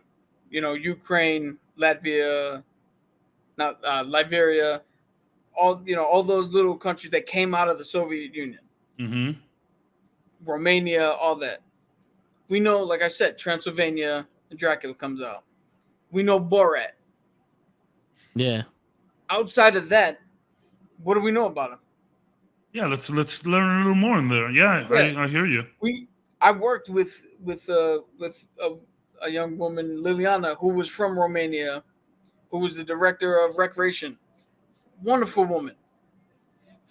All this, every time we had a culture thing, they would come in their traditional attire, kind of look like what Puerto Rico and Cuba and DR kind of look like the same shit. Like there's ways that you can, even within Doctor Doom being a villain, there's ways that you can show that cultural experience in a good light that brings, especially with the Ukraine-Russia shit. Brings awareness. Yeah, it brings awareness and brings another aspect to the MCU that we haven't seen. Because even so far, the only other place that we know about in the MCU is Sokovia. What do we know about that? The Avengers blew it up, and Baron Zemo is pissed. Yeah. Out of Outside of Sokovia that, comes Doctor Doom. That would be a great way to link those. Out of that, we don't know much about Sokovia. We don't know much about their culture, or what they've been through, or what. And if you're gonna, again, I can't be a hypocrite. If I'm gonna say we gotta, I'm okay with representing now the Mayan culture with Namor. I'm gonna go after you after this. And Wakanda and the African American culture and Pakistani culture and all this shit. I got to be all right with throwing in culture that we don't already know about with, quite frankly, people who look like this. You got to be all right with all of it. You got to have room for all of it. Yeah. So makes sense.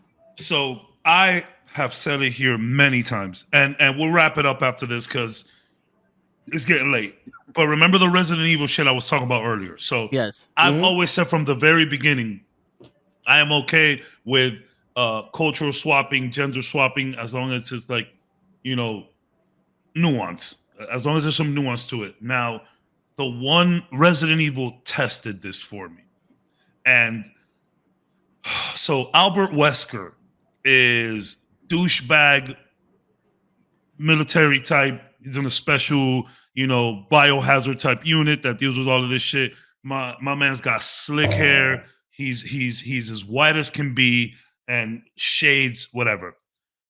The person that they've chosen for Resident Evil to be Albert Wesker is an African American. That's Albert Wesker. Okay, that's the main bad guy. That's the main bad guy. This is Albert Wesker in Resident Evil 5. This is the Albert Wesker that they are, representing in the show. The dude that they picked for it, if you could bring that up, Albert Wesker in the TV show, I'm okay with the racial swapping. Y'all just picked the wrong brother for this because he looks like a dork and he's bald because he made clones of himself. He made clones of himself, and all of his clones are bald. Yeah, all of his clones are bald because this guy's bald. But when the real Wesker showed up,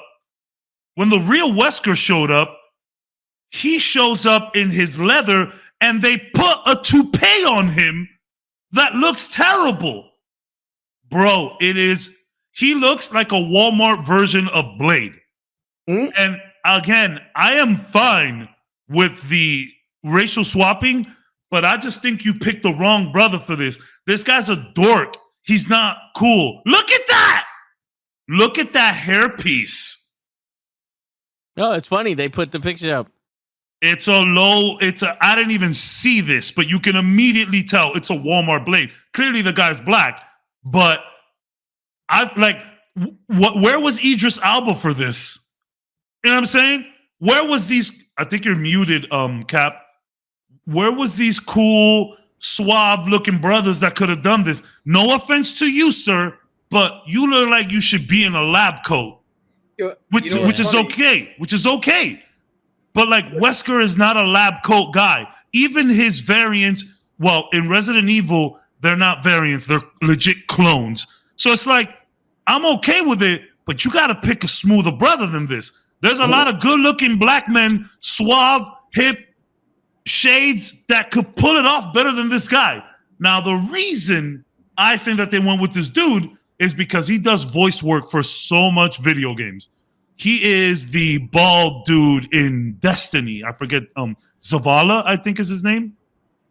I'm not sure. Like, no. Like, bro, no. It's not a good look.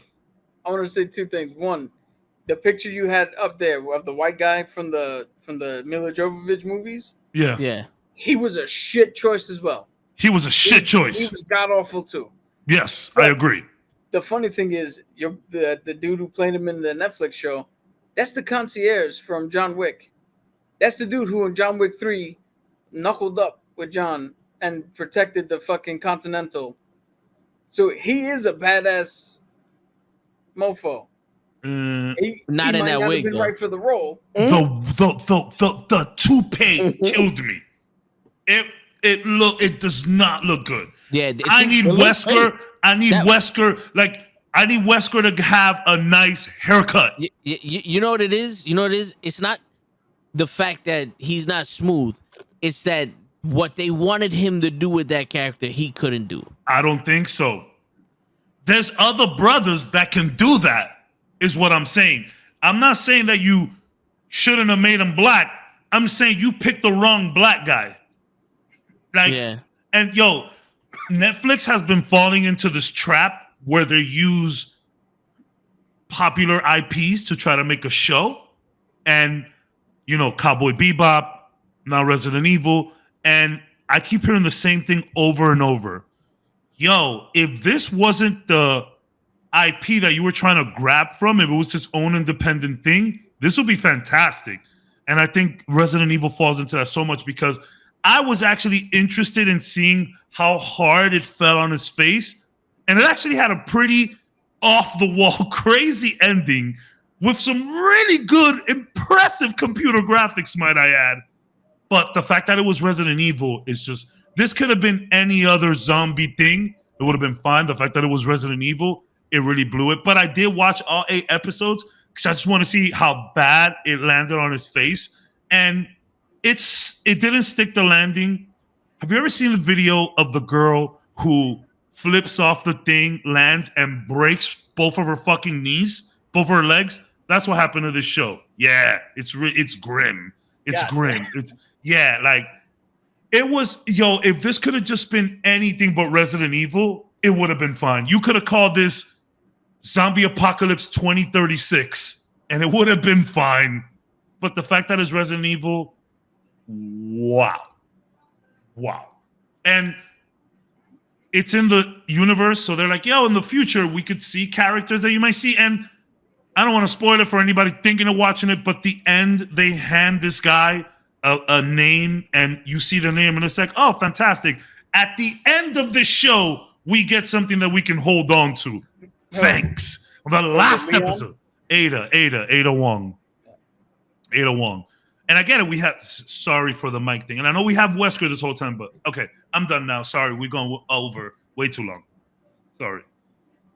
So, nuance. Listen to Cap.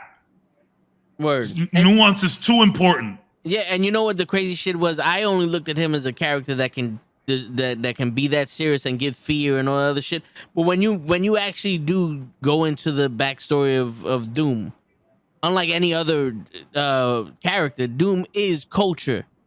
He's 100% culture. Like, if you change Reed Richards to the dude from This Is Us, the brother from This Is Us, if you made him Reed Richards, it wouldn't be that much of an impact because Reed Richards is just an intelligent man. Yeah, he's just science. Yeah, you know, so I understand what you're saying. Yeah, I get it. And I agree with you.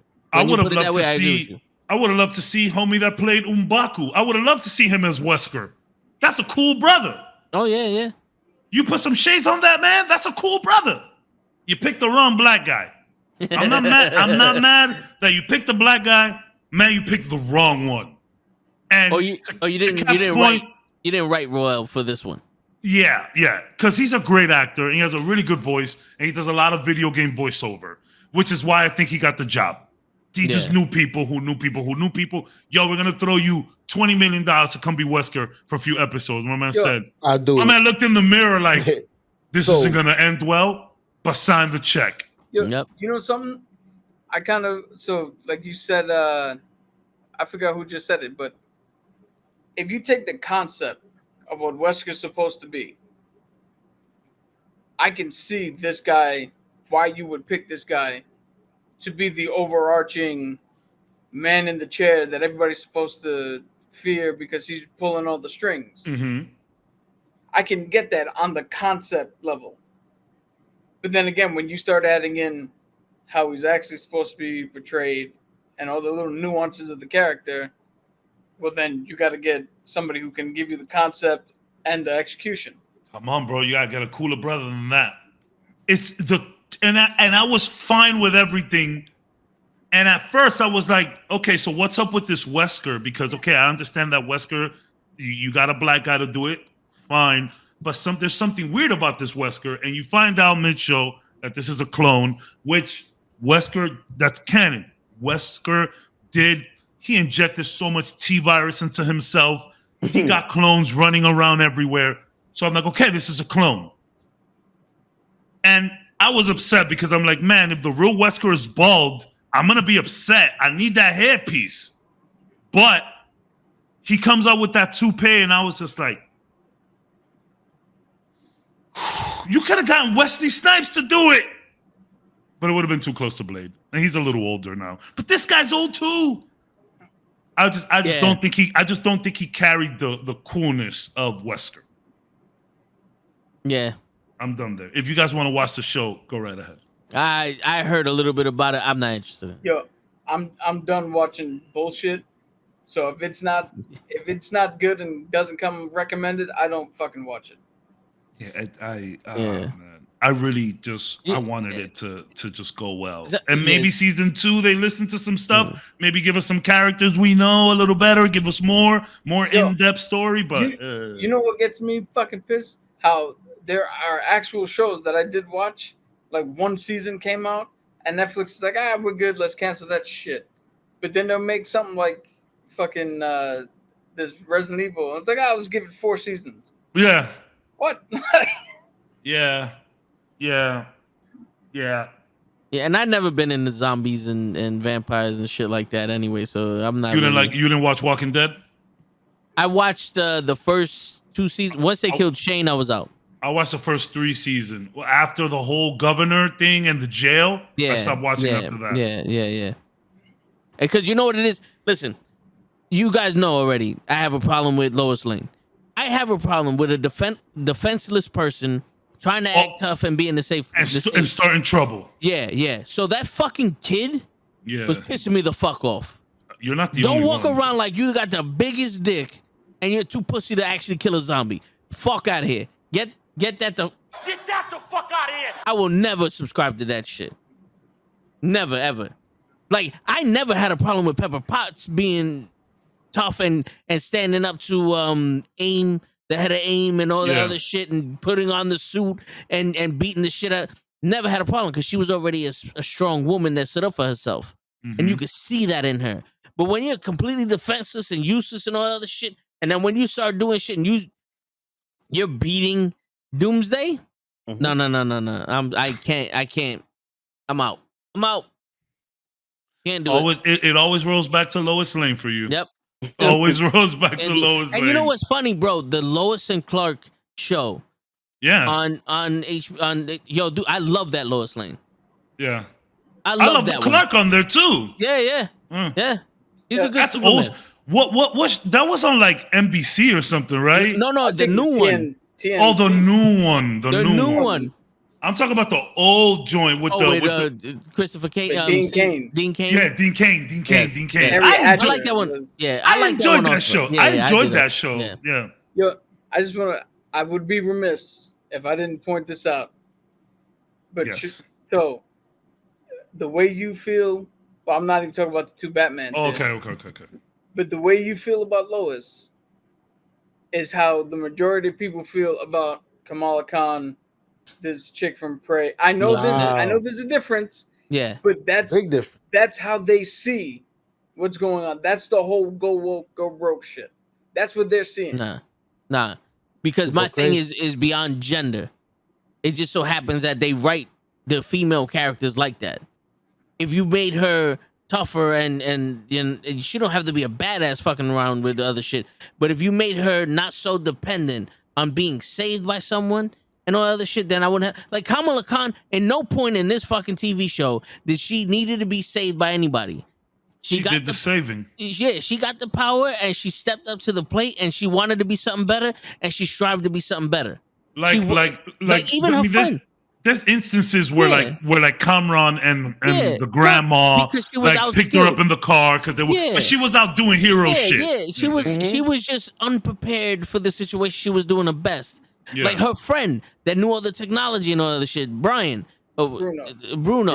Yeah, that's hilarious because that's what Kamran was calling him the whole show. You know what I'm saying? But Bruno, that means that worked. Yes, that worked. yes. Like Bruno, like, right? He's the tech guy. He's not a tough fucking person, but when shit hit the fan and he needed to save his fucking friend, he's there. He's not hiding the whole fucking time and then out of nowhere, I'm gonna take the big dude. No, get the fuck out of here. I'm gonna take the big dude. Again, you know, I understand nuance. No, But I just have to point out that's the avenue people are coming at. That's what pisses me off. But I'm like, I don't know what the fuck you're talking about because I don't see that. Yeah, no, I get it. And for everybody else that does it out of a place of bigotry and hate and sexism and wherever other fucking name you want to call yourself, you're an idiot. Yeah, go fuck yourself. Please go fuck yourself. I don't even want your fucking subscribe. Get the fuck out of here. Mm-hmm. And on that note, okay, good night, yo. It's your friendly neighborhood knuckleheads. Somebody just said good night, show? Yeah, it was like, what the hell? It's a soundbite. I have the soundbite for sure. Mm-hmm. That's like that old school say good night, Shirley. Good night, Shirley. Yeah. Yo, and if anybody wanted, Cruz was a part of this because you're my friend, bro. You gotta get it together. I'm gonna get sounds of all you motherfuckers. But yeah, on that note, it's your friendly neighborhood knucklehead signing out. Peace, everybody. Later, Peace, everybody. Kenny.